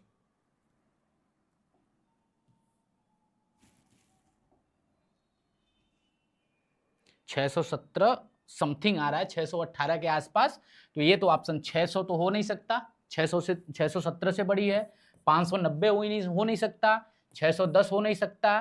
तो अप्रॉक्स की बात करेंगे तो 620 के आसपास इसका आंसर आने वाला है बच्चे, है ना। बहुत ही जबरदस्त क्वेश्चंस था, बहुत अच्छा क्वेश्चंस था, है ना। ये क्वेश्चंस आपको समझ आनी चाहिए। ये जो मैंने कॉन्सेप्ट आपको बताया है ना, ये जो आपको कॉन्सेप्ट बताया, ये कॉन्सेप्ट बहुत तगड़ा था। ये कॉन्सेप्ट आपको समझ अगर आ गया तो ये क्वेश्चंस को आप कर लोगे। और इस टाइप का आप कुछ भी क्वेश्चंस ग्रुप डी के एग्जाम में आता है आपके लिए तो आप उसको भी बना पाओगे, ये मेरी उम्मीद है आपसे, है ना। चलो अगले क्वेश्चंस की तरफ चलते हैं बच्चे, अगले क्वेश्चंस की तरफ चलते हैं। आ जाओ, अगला क्वेश्चन ये है, बहुत ही अच्छा क्वेश्चन है ना। अगर दिख ना रहा हो थोड़ा सा बड़ा कर देता हूं, इसको थोड़ा सा बड़ा कर देता हूं, आ जाओ, है ना। अब दिख रहा होगा सबको। आ जाओ बच्चे, क्या कह रहा है ये क्वेश्चन? कह रहा है उस त्रिभुज का क्षेत्रफल ज्ञात कीजिए जिसकी भुजाएं 28, 23, 35 के अनुपात में हैं तथा परिमाप 516 सेंटीमीटर है ना। बहुत बहुत अच्छा क्वेश्चन है बच्चे, है ना। क्या कह रहा है? उस त्रिभुज का क्षेत्रफल ज्ञात कीजिए जिसका भुजाएं 28, 23 और 35 हैं और उसका परिमाप कितना है? 516 है। अच्छा, ऐसे क्वेश्चंस को हम कैसे करने की सोचेंगे, है ना। ऐसे क्वेश्चंस को हम कैसे करने की सोचेंगे? अगर मेरा मेंसुरेशन हमने अभी पढ़ा रखा है, मेंसुरेशन में आप जाओगे, मैंने लॉजिकली बताया हुआ है, ऐसे क्वेश्चंस को मैंने कराया भी है वहाँ पे, है ना। कैसे हम सोचते हैं, हमारी थिंकिंग कैसे होती है, वो भी मैंने करा रखा है वहाँ पे। बट बच्चे यहाँ पे कैसे करेंगे, जरा यहाँ पे समझते हैं। हमने कहा परिमाप दिया है मेरे को, है ना। क्या दिया है बच्चे क्वेश्चन में? परिमाप दिया है। परिमाप कितना दिया है? 516 दिया है। तो यहां से हमें पता चल जाएगा कि अर्ध परिमाप कितना होगा बच्चे। तो अर्ध परिमाप जो S होता है बच्चे, पता चल जाएगा, बटे 2 कर दो, है ना। बटे 2 कर दो। अगर बटे 2 कर देंगे तो 2 दूनी के 4 होता है, 2 पचे 10 होता है, 2 आठे 16। तो अर्ध परिमाप बच्चे पता चल गया मेरे को 258 होगा, है ना। अब त्रिभुज का क्षेत्रफल निकालने का जो होता है हेनोस फार्मूला जो होता है हमारे पास, वो क्या कहता है कि त्रिभुज का क्षेत्रफल जो होता है वो अंडर रूट ऑफ S, मतलब अर्ध परिमाप, है ना, into S minus A, S minus B, S minus C, है ना। अच्छा बच्चे, जब इसको सॉल्व करने जाओगे आपकी हिम्मत छूट जाएगी, है ना। थोड़ा समझना इस बात को। अभी से ही मेरे को दिखने लगा। मैंने कहा S कितना है, आपने कहा जी स्क्वायर रूट लगा लेते हैं पहले, उसके बाद S है 258 जी, 258। हमने कहा S माइनस A कितना होगा। मैं समझता हूँ कि पहली भुजा ही ये थी, दूसरी ये थी, तीसरी ये थी। तो मैंने कहा S 258 में से 28 को घटा देंगे। जब 28 को घटा देंगे बच्चे तो कितना हो जाएगा? 30, है ना। 230 के आसपास ये होगा। सेम 258 में से 23 घटा दोगे बच्चे, है ना। जब 258 में से 23 घटा दोगे तो कितना बच जाएगा? 8 में से 3 जाएगा 5, 8 में से 3 गया 5, 5 में से 2 गया 3, है ना, 235। दूसरा क्या है बच्चे? 258 में से 35 घटा दो तो 8 में से 5 गया तो 3 बचा, है ना। 5 में से 3 गया 2 बचा, और यहाँ पे कितना बचा? 2 बचा, 223। कर लो बच्चे, कर लो, बताओ क्या आएगा। इतना कैलकुलेशन करते फिरो आप, है ना, गुणा भाग करते फिरो। इतना नहीं करना है, इतना नहीं करना है। जरा एक चीज समझो, हमें तो देख करके पहले ही पता चल गया कि यार ये 258 स्क्वायर रूट में है, और ये यहाँ पे भी 258 स्क्वायर रूट में पड़ा हुआ है, मतलब ऑप्शन ही वही होने वाला है ना। ऑप्शन सी ही होने वाला है, क्योंकि 258 दिख रहा है अंदर। लेकिन कैसे और कंफर्म करें? और कंफर्म करने के लिए जरा 258 को 2 से भगा करो, 2 से भाग करो। हमने कहा जब 2 से भाग करेंगे तो ये 2 इंटू कितना हो जाएगा? 2 से भाग जाएगा, 2 एक कम 2, है ना, 2 दूनी के 4, 2 नवा 18 जी, 2 गुणे 129 होगा, 2 गुणे 129 होगा। मैंने कहा 129 भी किसी से कट रहा है क्या? आप कहोगे जी 129 को भी देख लेते हैं किसी से कट रहा है कि नहीं। हमने कहा जी कटेगा तो जरूर, है ना। 40 त्याई 120 होता है ना। 43 त्याई हो सकता है ना। 3 तिरिक के 9, 3 चौक के 12 जी, ये 43 गुणा 3 है ना। 43 गुणा 3 है। अच्छा, अब एक बात देख करके पता चल गई यार, ये 43 जो है ना, ये अभाज्य संख्या है, ये प्राइम नंबर है। क्या है बच्चे? ये प्राइम नंबर है। ये प्राइम नंबर अगर है बच्चे, तो ये प्राइम नंबर जो है पक्का अंदर रह गया होगा, है ना, क्योंकि इसको तो अब ब्रेक नहीं कर सकता ना, इसको तो किसी चीज में ब्रेक नहीं कर सकता, इसको तो बाहर नहीं निकाल सकता। तो बच्चे ये 43 पक्का अंदर रह गया होगा। तो 43 अगर अंदर रह गया है बच्चे, तो ये 258 वाला ही ऑप्शन है जो करेक्ट है। इतना मल्टीप्लीकेशन करने की जरूरत नहीं पड़ेगी। ठीक है, समझ आया है क्वेश्चंस का कॉन्सेप्ट भी। तो अगर ऐसा क्वेश्चन हो, बहुत मल्टीप्लीकेशन हो या बहुत ज्यादा आपसे मल्टीप्लाई करा रहा हो और हिम्मत छूट रही हो, यार एग्जामिनर इतना मल्टीप्लीकेशन नहीं देगा आपको करने के लिए, इतने बड़े बड़े मल्टीप्लीकेशन देने की उसको कोई नीड नहीं है ना, उतना समय ही नहीं देता कि आप इतने मल्टीप्लीकेशन करोगे विदाउट कैलकुलेटर।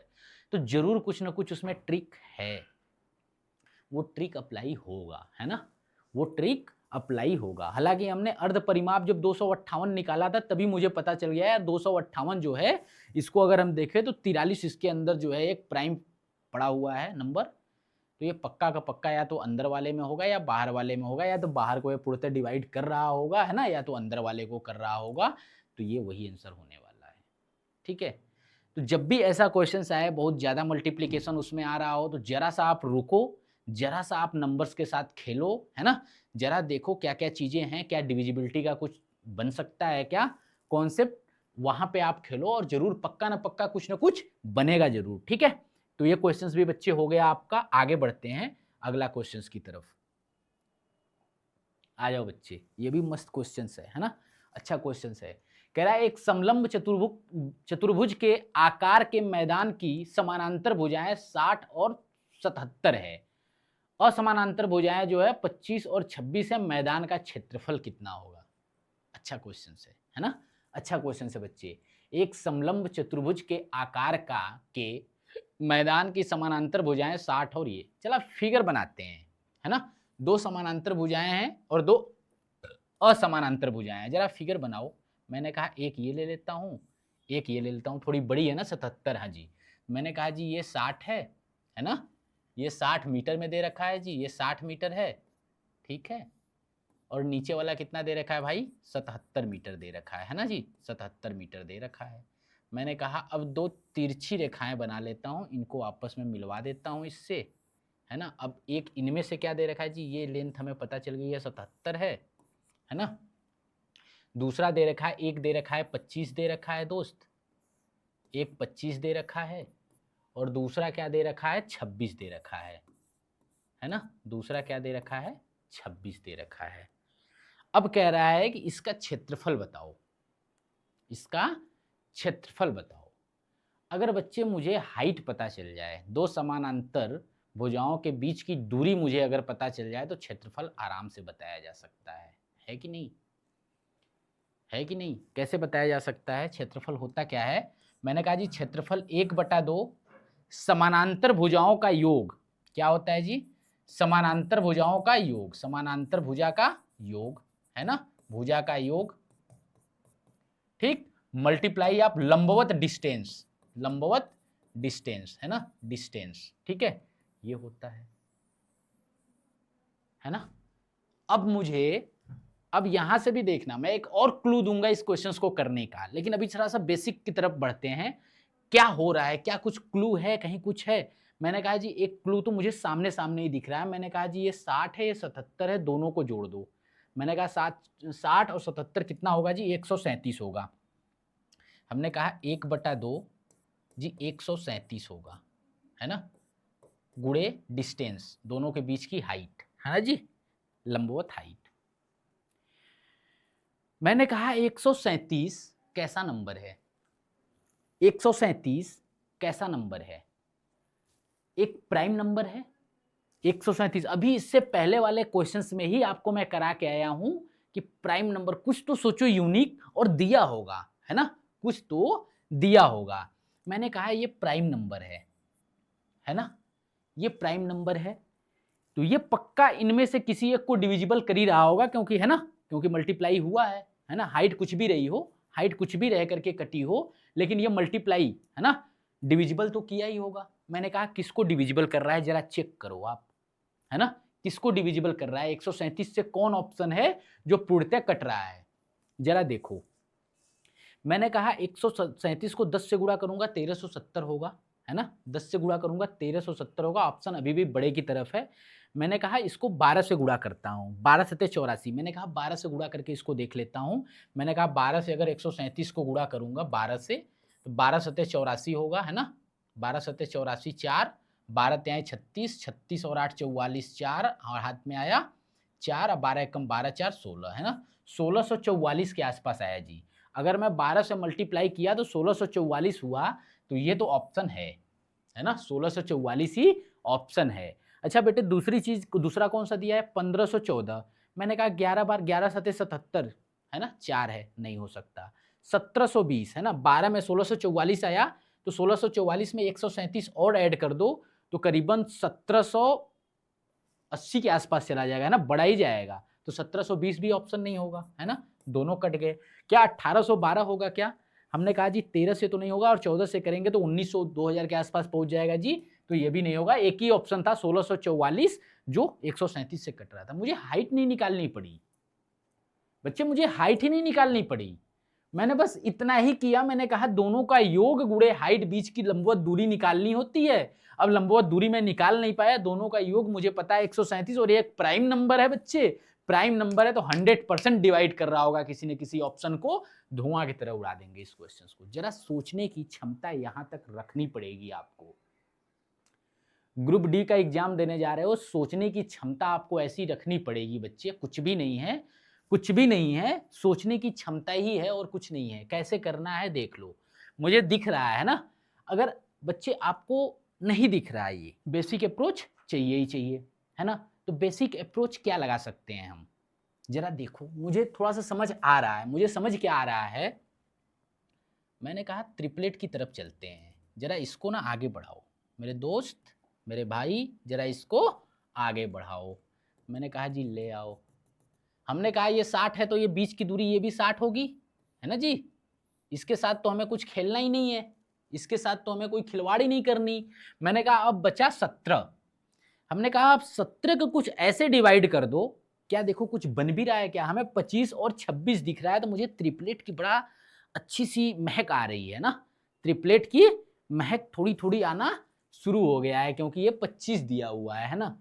मैंने कहा जी एक ट्रिपलेट की बात करूं मैं, 7 24 25, महक आ रही थी मुझे, महक आ रही थी मुझे, महक आ रही थी मुझे। मैंने कहा 7 24 25, मैंने कहा इसका स्क्वायर करो, इसका स्क्वायर करो, 25 का स्क्वायर पक्का मिलेगा, है ना जी। 24 का स्क्वायर 576 होता है, करके भी देख लो दोस्त, 576 होता है। 576 में 49 जोड़ दो, 9 6 15, 11 1 12, 5 1 625/25 हो गया, है ना। मैंने कहा महक तो आ रही थी, महक आपको भी आनी चाहिए, है ना, महक आपको भी आनी चाहिए बच्चे, देख करके महक आनी चाहिए। मैंने कहा अगर एक को मैं 7 रख लूं, इसको मैं 7 रख लूं, है ना, इसको 7 रख लूं, तो बचा कितना, 10 बचा, तो ये तो पक्का 10 होने वाला है ना, ये तो 10 होने वाला है।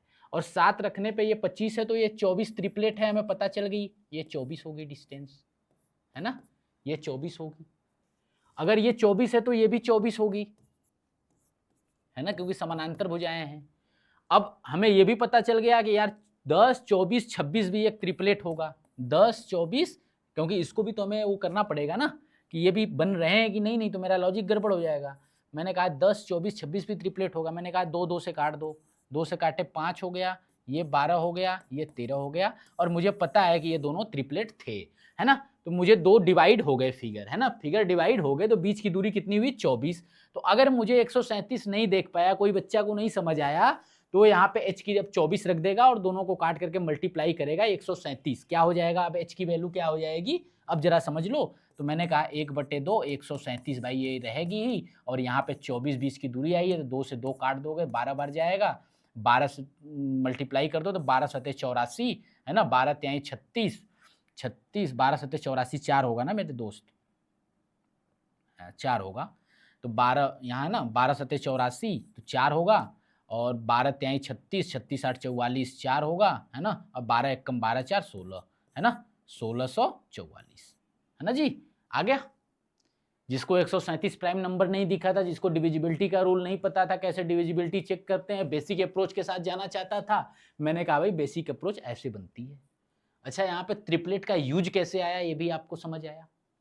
जिन बच्चे को बिल्कुल ट्रिपलेट का यूज ही नहीं समझ में आता, पाइथागोरियन जो है ये कॉन्सेप्ट पता ही नहीं है उनको, वो मेरे मेंसुरेशंस के चैप्टर में जाएं जहाँ पे मैंने ट्रायंगल पढ़ाया है, ट्रिग्नोमेट्री, है ना, सॉरी ट्रायंगल, ट्रायंगल वाले कॉन्सेप्ट में जो हम राइट एंगल ट्रायंगल पढ़ाए हैं, तो वहाँ पे हमने सारे लिखे हुए हैं ट्रिपलेट, क्या क्या याद करना है आपको, कैसे कैसे उनका यूज आएगा, सब कुछ वहाँ पे भी बताया है। तो जो बच्चे नहीं पढ़े हैं वो पहले क्लास में जा करके पढ़ेंगे, है ना, समझेंगे, ठीक है। बाकी यहाँ के सीरीज में भी मैं डीप लेवल पे पढ़ा रहा हूँ, तो आपको कॉन्सेप्ट यहाँ पे भी क्लियर कर रहा हूँ मैं, है ना, कैसे यूज होता है, दोनों तरीके में बता रहा हूँ, कैसे आपको क्वेश्चंस को उड़ाना है बच्चे, और कैसे आपको बेसिक अप्रोच के साथ क्वेश्चंस को सॉल्व करना है, दोनों तरीके बता रहा हूँ, ठीक है।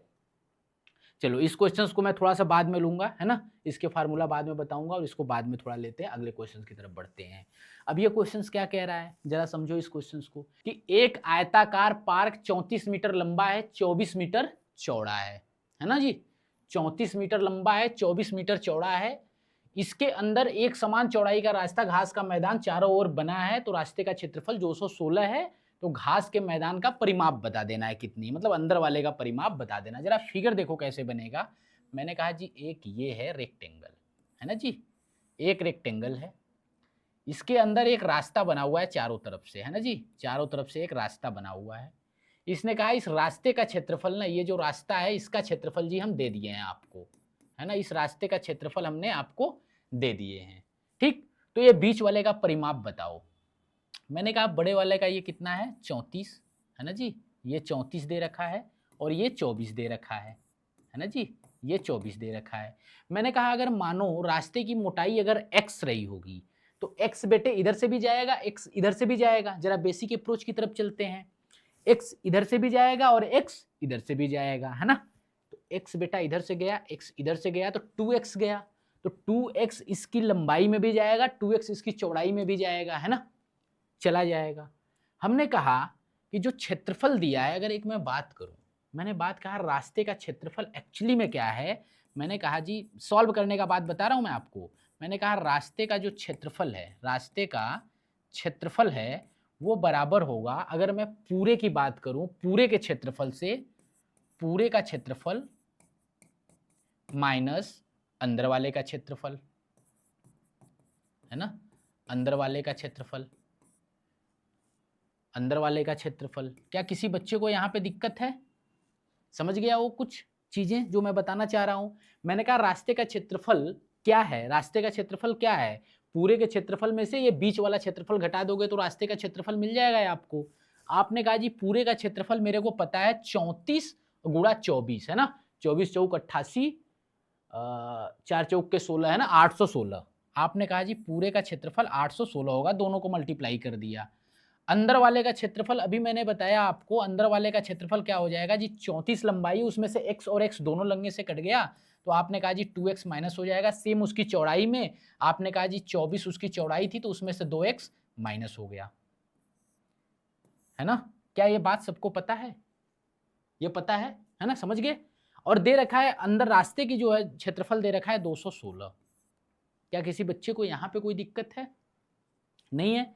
हमने कहा सॉल्व करते हैं जरा, बेसिक अप्रोच, बेसिक अप्रोच बच्चे आपको बिल्कुल बेसिक अप्रोच पे लेके जा रहा हूं। पहले मैंने कहा सॉल्व करते हैं, मैंने कहा जी ये 216 है ना, ये 216 है, आपने कहा ठीक है।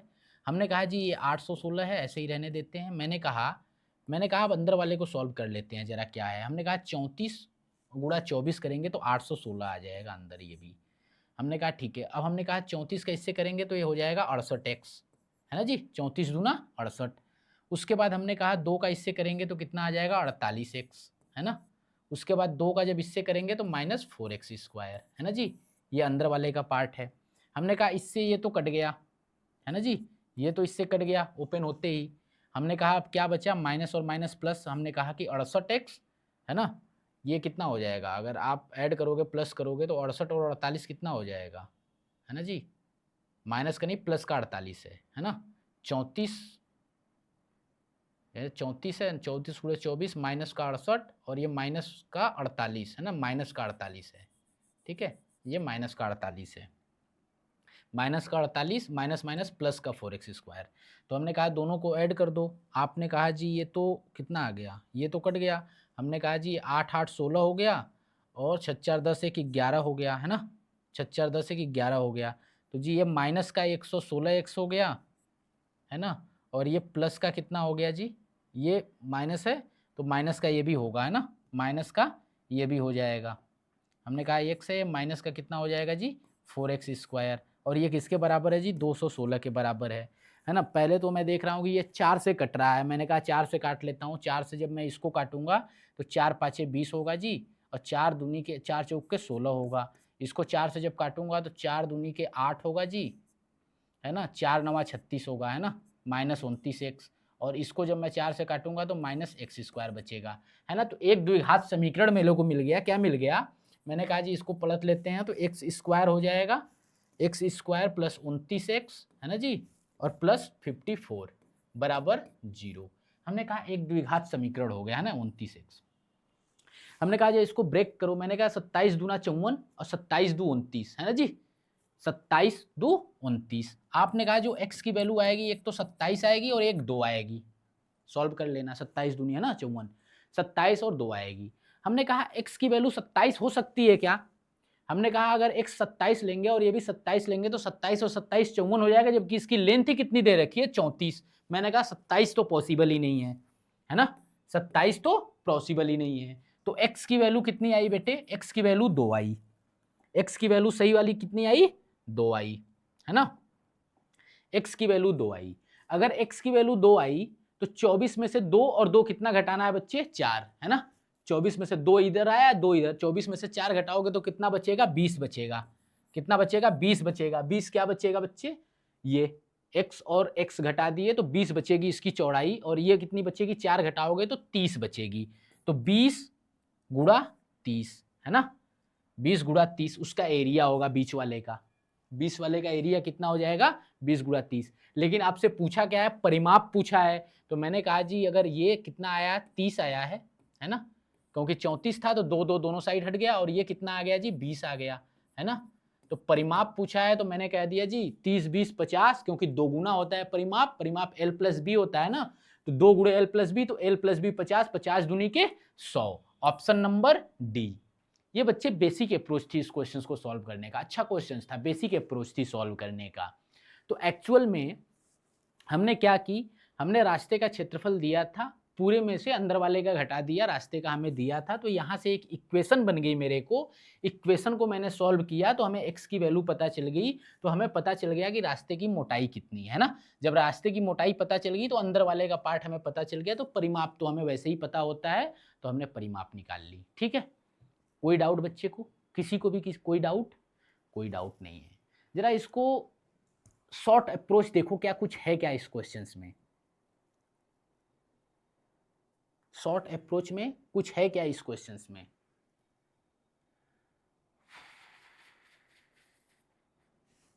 चलो बेटे शॉर्ट अप्रोच देखो, है ना, एक मेरे दिमाग में क्लिक किया है ना, मेरे दिमाग में क्लिक किया है। अच्छा मैं इतना क्यों करूंगा, इतना समय तो नहीं है, हमने यहाँ पे सॉल्व किया है एक इक्वेशन को सॉल्व करने में, ये इक्वेशन बनाने में, इसको सॉल्व करने में अप्रॉक्सीमेटली 2 मिनट से ज़्यादा लगेगा, इतना समय नहीं है अपने पास, है ना। इसी चीज़ को हम देखो कैसे शॉर्ट में करेंगे। हमने कहा पूरे का हमें एरिया पता है, पूरे वाले का एरिया हमको पता है जी 816, 34 गुणा 24 कितना 816, है ना जी। रास्ते का एरिया हमें कितना दिया है, रास्ते का क्षेत्रफल हमें दिया है, ये रास्ता है ना। जरा अब इस बात को और डीप में जाके समझो, ये रास्ते का एरिया हमको दे रखा है कितना 216। मैं ये इक्वेशन न बना करके, ये इक्वेशन न बना करके, इतना इक्वेशन को मारो गोली, मैंने कहा यार इक्वेशन को मारो गोली, नहीं करूंगा यार इतना बड़ा मैं, इक्वेशन को गोली मार दो पहले, मारो हटाओ इसको, है ना। मैंने कहा जी रास्ते का क्षेत्रफल मुझे कितना दे रखा है 216, 216 किसका दिया है, इस रास्ते का दे रखा है 216, है ना जी। पूरे का क्षेत्रफल हमें पता है कितना है 34 गुणा 24, हमने कहा 34 गुणा 24 करेंगे, 34 गुणा 24 816 आएगा, है ना जी। मैंने कहा पूरे का 816 है, पूरे का 816 में से 216 घटा दो, 816 में से 216 घटा दो बच्चे। आपने कहा जी 216 घटा देंगे तो ये 600 बचेगा, 600 बचेगा, बचेगा ना 600। 600 किसका है, 600 ये अंदर वाला जो पार्क है उसका एरिया है 600, है ना, एरिया से एरिया घटाया ना, एरिया है 600। अगर अंदर वाले का एरिया 600 है तो क्या लंबाई और चौड़ाई का कॉम्बिनेशन नहीं बना सकते? इतना तो सोच सकते हो यार, 600 है तो 600 कैसे आया होगा? 30 गुणा 20 है ना, 30 गुणा 20 600 हो जाता है। जब हिट कर गया कि 30 गुणा 20 600 होता है, हमने कहा जब हमें पता चल गया कि 30 और 20 ही 600 हो सकता है, हमने कह दिया इसका दोगुना कर दो तो हमें पता चल जाएगा परिमाप कितना है ना, क्योंकि हमें लेंथ पता चल गई, 30 और 20 रही होगी तभी 600 हुई होगी। तो एक लाइन का सोच था ये। इक्वेशन इतना नहीं जाना, इतना कुछ नहीं करना, एक लाइन में काम करनी है। एक का क्षेत्रफल पता है, बड़े वाले का क्षेत्रफल पता है, हमने रास्ते का निकाल दिया तो हमें अंदर वाले का क्षेत्रफल पता चल गया। जब क्षेत्रफल पता है तो लंबाई और चौड़ाई हम 600 है तो 600 में हमें समझ में आ गया भाई 30 गुणा 20 ही रहा होगा, तभी वो 600 हुआ होगा, है ना। शॉर्ट, जितना छोटा से छोटा कर पाओ करो। तो ये सारे क्वेश्चंस लेने का मतलब ही यही था बच्चे, इतने बड़े बड़े क्वेश्चंस मैं लेके आया हूँ और छोटे में करा रहा हूँ, इसका मतलब ही यही है कि आप समझो इस लॉजिक को। आप ग्रुप डी का पेपर देने जा रहे हो तो आपको ये सारे कॉन्सेप्ट पता होने चाहिए बच्चे, है ना। इस वजह से लिया हूँ और आएगा क्वेश्चंस, मैं लिख के दे रहा हूँ, दावे के साथ बोल रहा हूँ क्वेश्चंस देगा। मैं जो ये 25 क्वेश्चंस उठाया हूँ ना, इस कॉन्सेप्ट के बेसिस पे और भी क्वेश्चंस फंसेंगे आपका एग्जाम में, मुझे इस बात की गारंटी है ना। तो आप पढ़ो इसको आप समझ लो एक बार, ठीक है। अगला क्वेश्चन मजेदार क्वेश्चन है बच्चे, ये भी लो, इसको करो आप। क्या कह रहा है कि दो बेलनाकार बर्तनों की धारिता समान है, उसकी विमाएं समरूप हैं। यदि पहले बर्तन की त्रिज्या 14 सेंटीमीटर बढ़ा दी गई, दूसरे बर्तन की ऊंचाई 30 सेंटीमीटर बढ़ा दी गई, दोनों बर्तनों की धारिता में वृद्धि क्यू सेंटीमीटर स्क्वायर होती है ना, तो प्रत्येक बर्तन की वास्तविक ऊंचाई 24 सेंटीमीटर है, तो क्यू का मान ज्ञात कीजिए। यार ये तो क्वेश्चन मुझे भी नहीं दिया इसने पहले सॉल्व करने के लिए, है पीडीएफ में डाल दी उठा के। चलो बच्चे करते हैं, साथ में ही सॉल्व करते हैं, ठीक है। आ जाओ साथ में ही करते हैं। कॉन्सेप्ट अगर पता है तो क्वेश्चंस तो हम लोग कर ही लेंगे। कह रहा है दो बेलनाकार बर्तनों की धारिता समान है। धारिता का मतलब क्या होता है बच्चे? ये जो धारिता है, धारिता का मतलब क्या होता है? कैपेसिटी। कैपेसिटी इंग्लिश में बोलते हैं मतलब आयतन, मतलब कितना भर सकते हैं उसमें, है ना, उसकी क्षमता क्या है भरने की। तो भाई भरने की क्षमता धारिता होती है ना, धारिता ही उसकी आयतन है। तो आयतन कह रहा है समान है। मैंने कहा अच्छा, जो पहले आयतन था वही आयतन बाद में भी होगा, है ना। आयतन समान का मतलब यही हो गया कि पहले जो था बाद में भी वही होगा। और ये क्या रहा है कि पहले बर्तन की त्रिज्या 14 सेंटीमीटर। अच्छा, एक बेलन बना ही लेते हैं, बेलन की ये बात कर रहा है तो बेलन बना ही लेते हैं। मैंने कहा लो बेलन बना देता हूँ, है ना। मैंने कहा बेलन बना देता हूँ, ये इसकी त्रिज्या आर है ना, त्रिज्या आर है। इसने कह रहा है पहले बर्तन की त्रिज्या में 14 सेंटीमीटर की बढ़ोतरी कर दी गई। हमने इसने क्या कहा कि पहले बर्तन में त्रिज्या को r+14 कर दिया गया, r+14 कर दिया गया। और दूसरा वाला जो बर्तन था, एक और था ना समान, है ना, एक और था। इसने कह रहा है दूसरे वाले की जो बात कर रहे हो ना आप, दूसरे वाले की हाइट में, अगर इसकी हाइट पहले से मान लूं h थी, तो इसने कहा दूसरे वाले की हाइट में 30 बढ़ा दी गई, है ना जी, बढ़ा दी जाए तो दोनों बर्तनों की धारिता में वृद्धि क्यू सेंटीमीटर हो जाती है। धारिता में वृद्धि क्यू सेंटीमीटर हो जाती है ना, क्यू सेंटीमीटर के बराबर हो जाती है। तो प्रत्येक बर्तन की वास्तविक ऊंचाई 24 सेंटीमीटर है। अगर ये दे रखा है, एच भी दे रखा है बच्चे, एच क्या दे रखा है? 24 सेंटीमीटर दे रखा है ना। तो बताना है क्यू का मान। मैंने कहा आ जाओ, जरा आ जाओ सबके सब, है ना। इसको थोड़ा हटाते हैं, स्पेस चाहिए सॉल्व करने के लिए, है ना, स्पेस चाहिए सॉल्व करने के लिए। हमने कहा जरा वास्तविक बात करते हैं, है ना। ये r+14 हो गई, ठीक है, r+14 होगी। हमने कहा वास्तविक बात करते हैं। मैंने कहा दोनों की आयतनें तो समान होने वाली है ना, कैपेसिटी समान है। मैंने कहा अगर पहले आयतन जो वृद्धि मतलब 14 सेंटीमीटर बढ़ा देंगे तो क्या हो जाएगा, पाई आर स्क्वायर। आर स्क्वायर अब कितना हो गया, r+14 का स्क्वायर इंटू एच, है ना जी, ये हो जाएगा। हमने कहा उसमें से पहले क्या था, पाई आर स्क्वायर एच था, माइनस कर दो, pi r square h, pi r square h, हमने कहा माइनस कर दो। ये बराबर होगा, किसके बराबर होगा बच्चे? हमने कहा दूसरे वाले के। हमने कहा दूसरा वाला क्या है? आपने कहा जी पाई आर स्क्वायर, एच की वैल्यू अब क्या हो जाएगी, h+30 हो गई, है ना। फिर माइनस किससे कर दोगे, पाई आर स्क्वायर एच से, है ना। यही तो बात हो रही है। अच्छा, इस पूरे क्वेश्चंस का सारांश एक लाइन में खत्म हो गया है ना, एक लाइन में क्वेश्चंस खत्म हो गया। मैंने कहा जी ये माइनस और माइनस है, दोनों साइड में है, तो ये तो कट ही जाएगा। गेम तो हमें इन दोनों के साथ खेलना है ना, गेम तो इन दोनों के साथ खेलना है। तो जरा खेल के देखते हैं इन दोनों के साथ गेम। तो क्या हो रहा है जी, पाई से पाई भी कट जाएगा, उड़ा दे पाई से पाई भी बेटे, पाई से पाई भी गया है ना जी। एच प्लस 30 हो गया। एच की वैल्यू कितनी दे रखी थी, 24 दे रखी थी। मैंने कहा जी इसको लिखते हैं आर प्लस 14 का होल स्क्वायर इंटू 24 है ना जी। उसके बाद यहाँ पे क्या आ जाएगा, आर स्क्वायर। हमने कहा जी ये आर स्क्वायर तो वैल्यू दी नहीं थी, और ये एच कितना दे रखा है 24, और 24 और 30 कितना हो जाएगा बच्चे, एच की 24 रख देंगे, 24 30 54 हो जाएगा है ना जी, 54 हो जाएगा है ना, 30 20 50 4 54। ठीक है, अब क्या कट रहा है कुछ, आपने कहा जी कट रहा है ये किससे, 4 से काट दूं, 4 से नहीं कट रहा है, 3 से कट रहा है क्या, काट देता हूँ 3 से। 3 8 24 और 3 एकम 3 और 3 8 24 है ना जी, कट गया। फिर 2 से भी कट रहा है जी, काट देता हूँ, 2 चौक के 8, 2 9 18 है ना जी।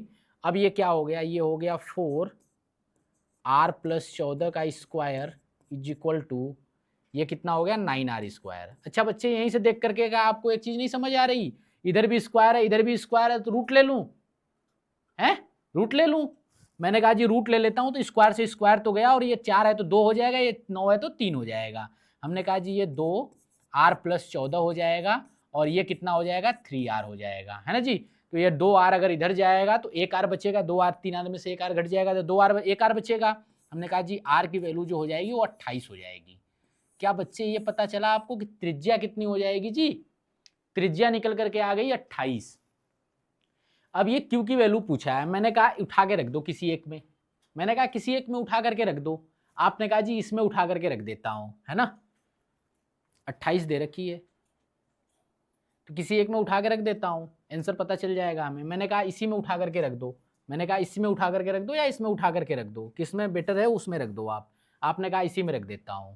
मैंने कहा क्या है, आपने कहा जी pi r square h plus 30 है ना, h plus 30 minus pi r square h है ना जी, यही है। मैंने कहा बस अब सारी वैल्यू हमें पता है, इसमें रख देते हैं आंसर आ जाएगा।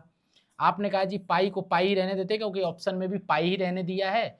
उसके बाद हम बाकी चीजें, पाई आर स्क्वायर भी कॉमन आ रहा है दोनों में है ना, हमने कहा पाई आर स्क्वायर कॉमन लेके बाहर ही लिखते हैं, तो आर की वैल्यू कितनी है 28 का स्क्वायर, हमने कहा बाहर ही लिखो। और अंदर क्या बच जाएगा बच्चे, पाई आर स्क्वायर बाहर निकाल लिए तो अंदर बच जाएगा एच प्लस 30, एच की वैल्यू दे रखा है 24, तो ये हो जाएगा जी 54 है ना, 54 में से ये पाई आर स्क्वायर बाहर चला गया तो एच की वैल्यू 24 है ना, घट जाएगी। हमने कह दिया जी ये पाई इंटू 28 का स्क्वायर है ना, और ये 24 घटा दोगे 54 में से तो हालांकि ये कितना हो जाएगा 30 हो जाएगा है ना, यही तो आंसर है। आपने कहा जी 28 का स्क्वायर निकाल लेता हूँ, 30 से मल्टीप्लाई कर देता हूँ, तो 28 का स्क्वायर कितना होता है बच्चे, आपने कहोगे 8 है ना, 28 का स्क्वायर कितना आ जाएगा, आप कहोगे 28 से मल्टीप्लाई ही कर लो, 28 से मल्टीप्लाई कर लो, 8 8 दूनी के 16 6 22 है ना, और 2 8 16, 2 दूनी के 4 1 5 है ना जी 5, तो ये हो जाएगा 4 8 और ये हो जाएगा 7, 784। 784 का तिगुना हमें करना है, तो 3 से मल्टीप्लाई कर दोगे तो कितना आ जाएगा बच्चे, 3 चौक के 12, 3 आठे 3 आठे 24 1 25 और 3 साथे 21, 21 दू 23 है ना जी, 23 एक शून्य पहले से था इंटू पाई, क्या ऑप्शन में है 23 520 pi, 23 520 pi, option number C, option number C है ना। क्वेश्चंस बड़ा आसान था लेकिन कॉन्सेप्ट पता होने पे था, है ना जी, कॉन्सेप्ट पता होने पे था। हालांकि इस क्वेश्चंस में कोई ट्रिक नहीं लग रही है, मेरे हिसाब से कोई ट्रिक नहीं है वैसा कि मैं आपको बता पाऊँ कि क्या ट्रिक है ना, कोई वैसी शॉर्ट ट्रिक है नहीं, आंसर भी बड़े में दे रखा है और पाई के साथ ही दे रखा है ना, तो कोई डिविजिबिलिटी या यूनिट डिजिट या कुछ ऐसा लगाने का भी ऑप्शन नहीं बनेगा हमारे पास, है ना। तो इसको हमें सॉल्व करनी पड़ेगी, तो हम आर की वैल्यू निकाल करके वो पुट कर देंगे तो हमें आंसर पता चल जाएगा, है ना जी। चलो आगे बढ़ते हैं, आगे बढ़ते हैं। बड़े क्वेश्चन है भाई, बड़े बड़े क्वेश्चन है ये, और आपके कॉन्सेप्ट को क्लियर कराना है मेरे को केवल और केवल आपके कॉन्सेप्ट को क्लियर कराना है और कुछ नहीं करना है ना। अगला क्वेश्चन क्या है, एक वर्गाकार आधार और 10 फीट ऊंचाई वाले कमरे का आयतन 25,000 स्क्वायर फीट है ना जी, क्यूब फीट है। कमरे के चारों कोनों में 25 फीट स्क्वायर आधार क्षेत्रफल वाले घनकक्ष बने हैं। कमरे के उस क्षेत्रफल की दीवारों के छत को रंगना है तो घन क्षेत्र से घिरे नहीं है ना, तो कितने क्षेत्रफल को रंगना है ना जी। चलो आओ करते हैं इसको जरा। इसका एक फिगर भी होगा मेरे पास, है ना, फिगर मैंने निकाला था, चैट जीपीटी से तो बनवाया था। हाँ जी, चलो आ जाओ। तो इसका एक फिगर है, देखो ये फिगर एक्चुअली में क्या कह रहा है, मेरे पास एक वर्ग है, जरा समझो, एक वर्ग है मेरे पास, है ना, एक वर्ग लेते हैं, एक वर्ग है मेरे पास, ठीक दिख रहा है आपको। मैंने कह रहा है, क्वेश्चन कह रहा है कि ये वर्ग के चारों किनारों पे ना पिलर खड़ा है। घर देखे हो आप, जब घर बनता है चारों किनारों पे पिलर खड़ा कर देते हैं, है ना, फिर उसके ऊपर ढलैया हो जाती है ना, कंक्रीट से पूरी प्रॉपर घर हो जाता है। तो ये वही कह रहा है कि ये पिलर हैं, पिलर को हमें बाहर करना है, पिलर को हमें नहीं रंगना है। ये रंगा रंगाया पिलर खड़ा हुआ है भाई, बहुत पैसे वाले ने किसी ने बनवा रखा है, स्पेशल पिलर ले आया है वो। बाकी जो दीवारें बची हैं ना, इन दीवालों को रंगना है। और ये कह रहा है कि जो आधार है वो 10 फीट ऊंचाई वाला है ना, ये जो ऊंचाई है, वर्गाकार आधार और ऊंचाई 10 फीट है ना, तो ये ऊंचाई जो है ना ये 10 फीट की है, ऊंचाई 10 फीट है। कमरे का आयतन दे रखा है, कमरे का वॉल्यूम दे रखा है, कितना दे रखा है जी, 25,300 है ना, फीट क्यूब में दे रखा है। और दूसरा क्या दे रखा है, कमरे के चारों कोनों में 25 स्क्वायर फीट आधार वाले घन क्षेत्र है। मतलब ये जो है ना 25 स्क्वायर फीट, 25 स्क्वायर फीट का मतलब क्या होगा, 5 और 5 है ना जी, लंबाई और ऊंचाई क्या हो जाएगी, 5-5 हो जाएगी। आपने कहा जी ये भी 5 होगा, है ना, ये भी 5 होगा, तभी तो 25 स्क्वायर फीट होगा, 5 5 25। तो एक खम्मा ये, एक खम्मा एक, खम्मा एक खम्मा एक। हालांकि अब एक बात बताना मेरे को, एक बात मेरे को बताना, अगर 25,000 फीट क्यूब इसका आयतन दे रखा है वर्गाकार का, मैंने कहा अगर ये वर्गाकार है, अगर ये वर्गाकार है, मैंने कहा इसकी ए भुजा ए है, तो दूसरी भुजा भी ए ही होगी, है ना जी, दूसरी भुजा भी ए ही होगी। तो जो 25,000 दे रखा है मेरे को, ये दे रखा है कि जी ए स्क्वायर इंटू हाइट कितनी है, हाइट एच है। अगर ये हाइट एच नहीं होती, ए ही होती, तो ए इंटू ए क्यूब होती, लेकिन ये हाइट एच दे रखा है। बाकी ये वर्गाकार नीचे का पार्ट दे रखा है, तो वर्गाकार का ए स्क्वायर हो जाएगा। ये वैल्यू दे रखी है इसने 25,000, है ना, 25,000 दे रखी है। मैंने कहा जी ये अगर 25,000 दे रखी है, चलो इसको देने दो, है ना, ये 25,000 दे रखी है तो इसको 25,000 रहने दो। जरा आगे की तरफ बढ़ते हैं और क्या क्या चीज़ें दे रखी है, ठीक है। तो h की वैल्यू हमको दे रखी है 10 फीट, है ना, h की वैल्यू हमको 10 फीट दे रखी है। हमने कहा अगर h हमारा 10 है तो a स्क्वायर कितना आ जाएगा, हमने कहा जी एक शून्य से एक शून्य काट देंगे तो a स्क्वायर कितना आ जाएगा जी 2500, है ना जी। a स्क्वायर 2500, तो a कितना 50 का ही तो स्क्वायर होता है 2500। तो a की वैल्यू तो आपको पता चल गई जी, a की वैल्यू तो 50 है, a की वैल्यू 50 है।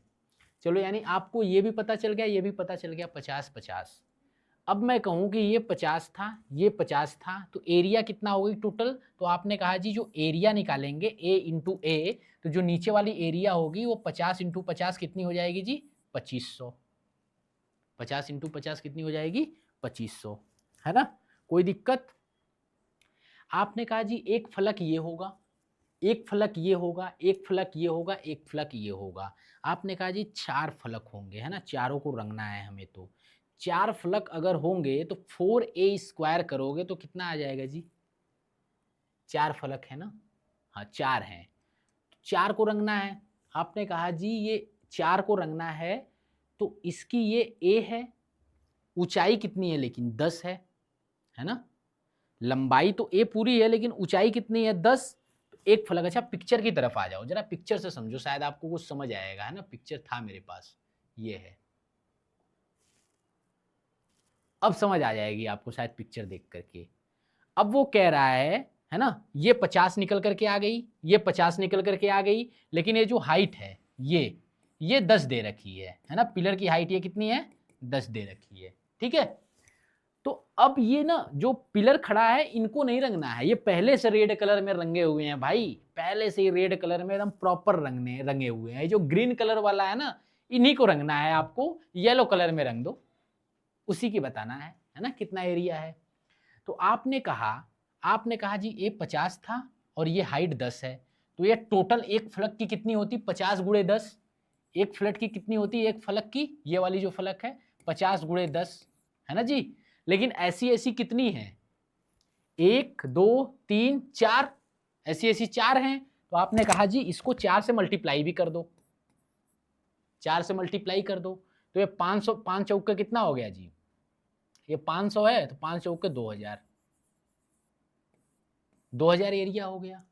और नीचे वाला एरिया कितना था, नीचे वाला 50 गुणे 50 2500 है ना, नीचे वाला 2500, टोटल कितना हो गया 4500 है ना, 4500 स्क्वायर फीट टोटल एरिया हमें पता चल गई, जिसको रंगनी है 4500 स्क्वायर फीट है।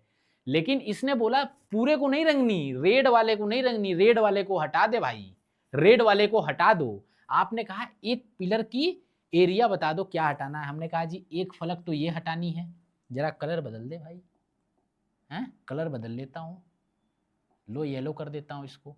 मैंने कहा जी ये वाला जो एरिया है ये वाला नहीं रंगना है और ये वाला नहीं रंगना है, और ये ऊपर वाला ये भी नहीं रंगना है ना, ये भी नहीं रंगना है। मैंने कहा ये कितना होगा, आपने कहा जी हाइट 10 है और ये 5 है, तो 10 पचे 50, मतलब एक साइड का ये वाला जो पार्ट छोटा वाला ये 50 का लंबाई है और ये भी 50 है इसका एरिया, ऊपर वाले का 25 है, तो 50 + 50 100 और 100 + 25 125, मतलब एक पिलर की एक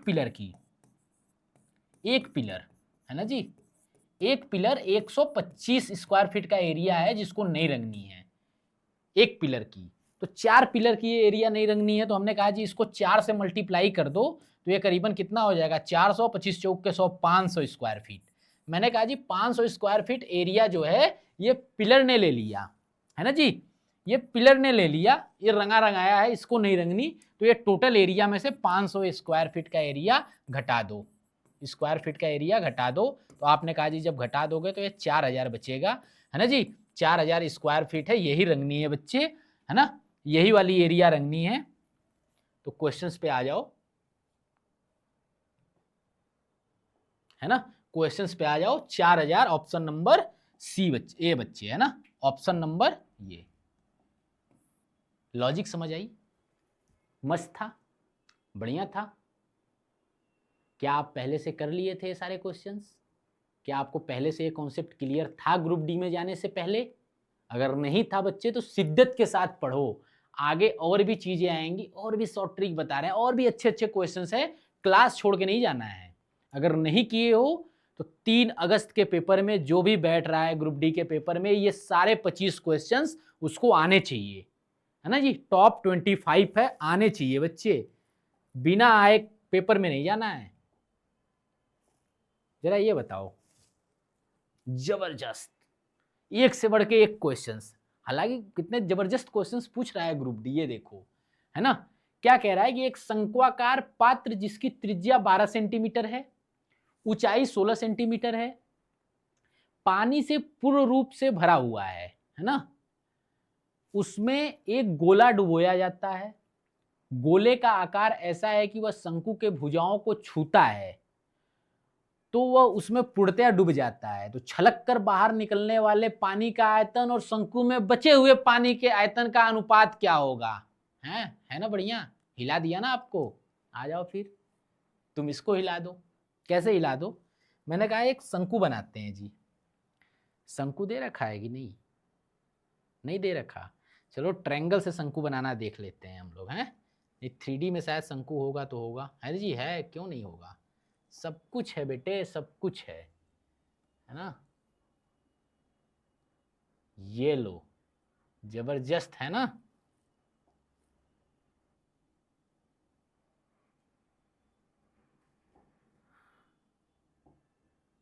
वाह क्या बात है, पूरी की पूरी एकदम जैसा चाह रहे हो वैसा बन जा रहा है ना। चलो, एक शंकु है बेटे, है ना, एक शंकु है। इसने कहा कि इस शंकु की जो हाइट है इस शंकु की जो हाइट है ना, कितनी है हाइट? शंकु की हाइट कितनी है जी? हमने कहा ये वाला पार्ट यहाँ तक, ये इसकी हाइट है ना जी, और ये वाला पार्ट यहाँ तक, ये इसकी त्रिज्या है जी। आ जाओ अब, आ जाओ। हमने कहा जी ये हाइट दे रखी है, कितनी दे रखी है? 16, है ना, और ये त्रिज्या कितनी दे रखी है जी? 12 दे रखी है। क्या किसी बच्चे को दिक्कत? नहीं। इसने कहा अब इसी के अंदर एक गोला को प्रॉपर डाला जाता है और ये दोनों सतहों को इसके शंकु के टच करता है जी। एक गोला को डाल दो इसके अंदर, एक गोला उठाओ, है ना, एक गोला को इसके अंदर डालते हैं प्रॉपर, है ना।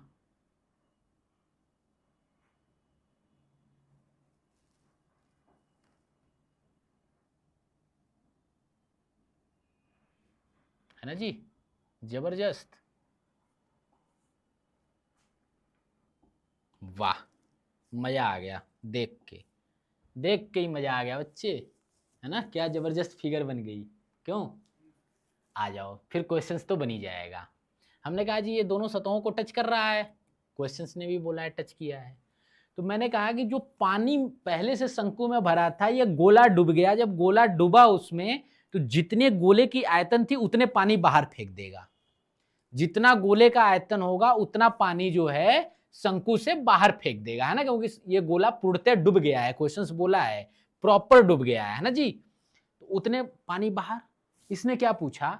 छलक कर बाहर आए हुए पानी, मतलब गोले का जो आयतन है उसका अनुपात क्या कितना होगा शंकु में बचे हुए पानी से।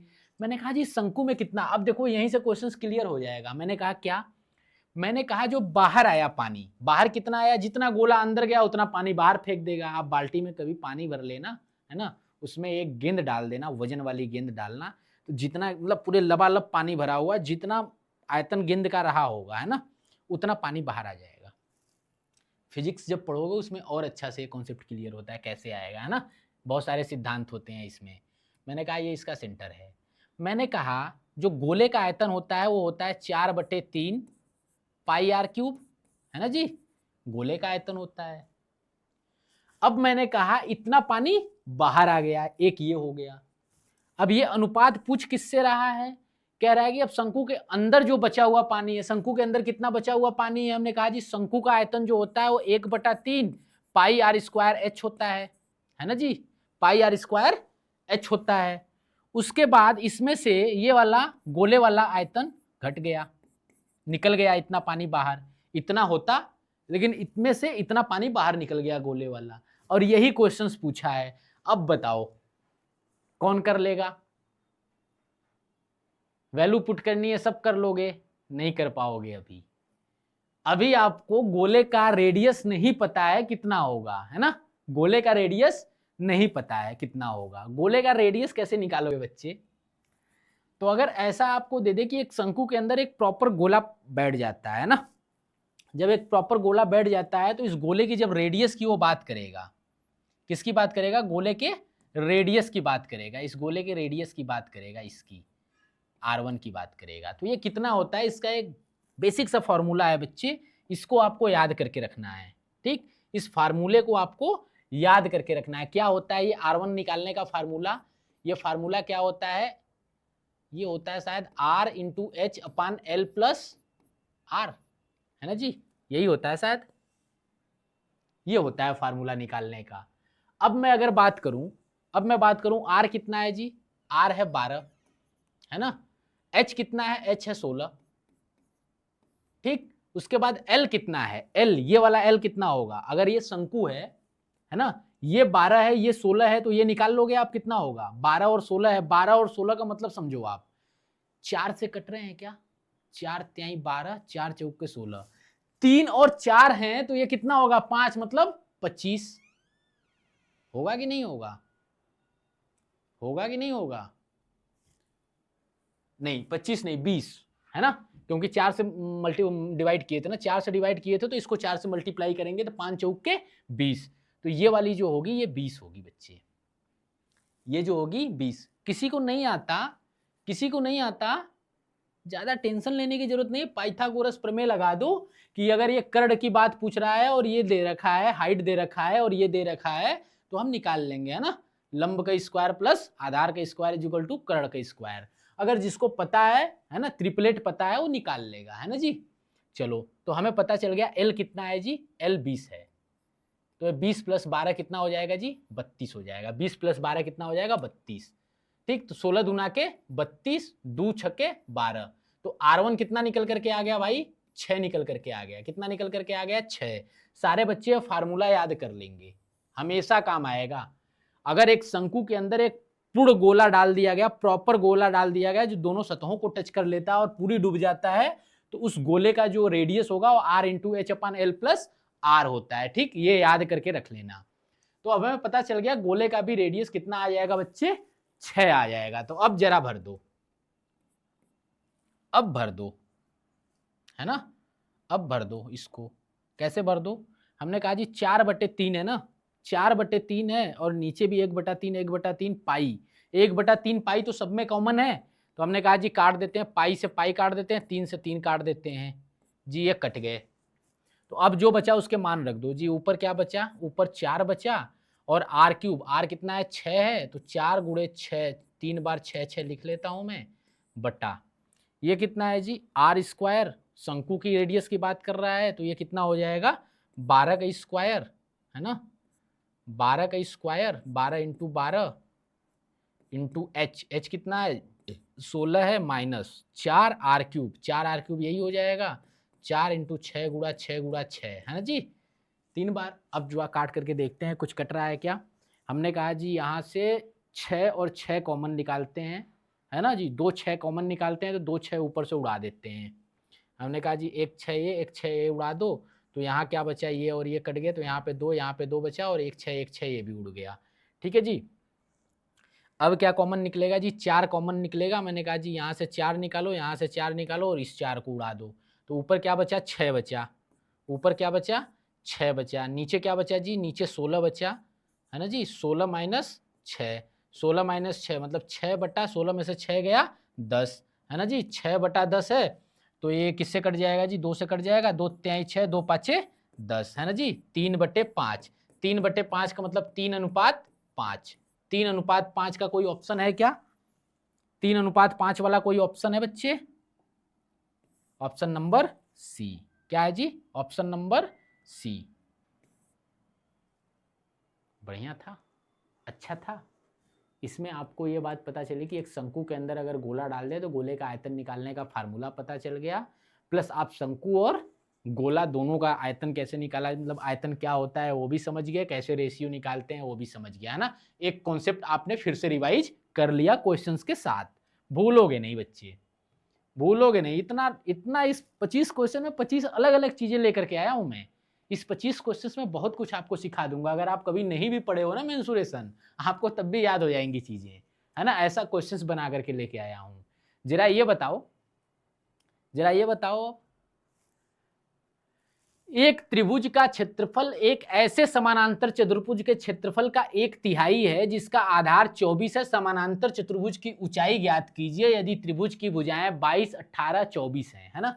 √35 का मान दे रखा है 5.9, है ना जी। आ जाओ, किसको किसको लगता है कि वो उड़ा देगा इस क्वेश्चंस को, हैं? किसको किसको लगता है उड़ा देगा इस क्वेश्चंस को, जरा बताओ। किसी को नहीं लगता, चलो हमें लगता है हम उड़ा देंगे। आ जाओ दिखाते हैं आपको। एक त्रिभुज का क्षेत्रफल ऐसे समानांतर चतुर्भुज के क्षेत्रफल का 1/3। क्या शॉर्टकट में क्वेश्चंस का आंसर बता दूं आपको, पूरा सॉल्व करना है? पूरा कौन करेगा यार, कॉन्सेप्ट सीखो। पूरा अगर करना है आपको तो पूरा करने के लिए मेरे बेटे तीनों भुजाएं त्रिभुज की दे रखी हैं, परिमाप निकाल लेना। परिमाप बटा 2 कर दोगे, अर्ध परिमाप निकाल लेना, ठीक है। अर्ध परिमाप निकाल लेना। आओ मैं बता देता हूं क्या दे रखा है। 22, 18 और 24, 22, 18, 24 जोड़ दो। हमने कहा जी 22, 8, 30, 10, 40, है ना। 40, 20, 70, 60, 74, है ना जी, यही तो होगा। 20, 2, 22, 8, 30, 30, 10, 40, 40, 20, 60, 4, 64, है ना जी, 64 आ गया।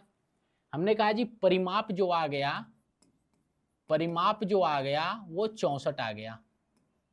तो जी एस अर्ध परिमाप जो होगा वो 64/2 होगा, है ना। 64/2 मतलब 32 होगा। तो जो त्रिभुज का एरिया होता है वो होता है अंडर रूट ऑफ, है ना जी, एस माइनस ए, एस माइनस 22 करोगे कितना आ जाएगा, 32 में से 22 जाएगा जी 10, है ना जी। एस माइनस बी, है ना जी, कितना 32 में से 18 जाएगा तो 2 बचेगा इधर, 12 2 14 बचेगा जी, है ना जी। एस माइनस सी, 32 में से 24 जाएगा, 6 2 8 बचेगा जी। तो ऐसे निकालोगे त्रिभुज का क्षेत्रफल। त्रिभुज का क्षेत्रफल निकालने के बाद समानांतर क्या दे रखा है, समानांतर चतुर्भुज दे रखा है, उसका क्षेत्रफल तिगुना करोगे, इसका 3 गुना करोगे तो समानांतर चतुर्भुज का क्षेत्रफल पता चलेगा। उसके बाद आप आगे की चीजें निकाल पाओगे, है ना। लेकिन ऐसे नहीं करना, ऊंचाई निकालना है ना, ऐसे नहीं करना। अब आपको अर्ध परिमाप पता चल गई, ठीक। कैसे करना है कि त्रिभुज का क्षेत्रफल जो होता है ना जी, त्रिभुज का जो क्षेत्रफल दे रखा है उसका 3 गुना कर दूं मैं तो समानांतर चतुर्भुज का क्षेत्रफल पता चल जाएगा, है ना। मैंने कहा त्रिभुज का क्षेत्रफल आ कितना रहा है, जरा इसको देखो, इसको देखो कितना आ रहा है। हमने कहा जी त्रिभुज का जो क्षेत्रफल आ रहा है ना जी, ये 32 है, तो इसमें भी 2 छुपा है, इसमें भी 2 छुपा है, इसमें भी 2 के पावर 3 छुपा है, ये 2 के पावर 5 है ना जी। और ये 2 के पावर 3, 2 के पावर 4, 2 के पावर 5 यहाँ पे भी है ना जी। उसके बाद यहाँ पे क्या बचेगा, 5 बचेगा, 7 बचेगा, है ना जी, यही तो बचेगा। हमने कहा जी निकालते हैं, 2 के पावर 5 बाहर आ जाएगा, 2 है तो एक तो 2 के पावर 5 बाहर आ जाएगा और अंदर बचेगा 5 7 35, मतलब ये 32√35, है ना जी। त्रिभुज का क्षेत्रफल हमें पता चल गया 32√35, ठीक है। कह रहा है कि समानांतर चतुर्भुज का क्षेत्रफल कितना होता है, इसका 3 गुना। मैंने कहा जी समानांतर चतुर्भुज का क्षेत्रफल एक्चुअली में क्या होता है, समानांतर चतुर्भुज का क्षेत्रफल की अगर मैं बात करूं, क्षेत्रफल की बात करूं तो ये होता है आधार, ये होता है जी आधार गुणा ऊंचाई, आधार गुणा ऊंचाई। और समानांतर चतुर्भुज का क्षेत्रफल क्वेश्चंस के हिसाब से क्या कह रहा है कि इसका 3 गुना है, त्रिभुज के क्षेत्रफल का 3 गुना है। मैंने कहा इसका 3 गुना करने का मतलब 32 गुणा √5, है ना, 32√35 गुणा 3। चतुर्भुज का क्षेत्रफल ये कह रहा है कि 3 गुना है ना, ये बराबर आधार। अब ये कह रहा है क्वेश्चंस में कि जिसका आधार कितना है जी, आधार 24 दे रखा है। मैंने कहा जी आधार 24 है, ऊंचाई h मान लेता हूं जिसको निकालनी है। तो जरा बात एक बताना मेरे बच्चे, ये 3 से 8 कटेगा कितनी बार, 8 बार में, और 8 से 32 कटेगा कितनी बार में, 8 चौक के 32, 4 बार में। तो जो हाइट निकल करके आएगी वो कितनी आ जाएगी बच्चे, 4√35, है ना जी, 4√35। और 4√35 और √35 का मान दे रखा है, कितना दे रखा है, 5.9, यही दे रखा है ना, 5.9 है, हाँ 5.9 दे रखा है। गुणा कर दो, 9 चौक के 36, पॉइंट लग गया। और 4 5 20, 20 3 23, है ना जी, 23.6 सेंटीमीटर। क्या ये बात सबको समझ आई? Option number D. समानांतर चतुर्भुज और त्रिभुज के साथ भी खेल लिए आप लोग, नहीं पढ़े थे पहले से, पढ़ लिए आज, हैं? त्रिभुज का क्षेत्रफल कैसे निकालते हैं और समांतर चतुर्भुज का क्षेत्रफल क्या होता है, दोनों में रिलेशन कैसे बनाया क्वेश्चंस ने और कैसे हाइट निकाली, समझ गए?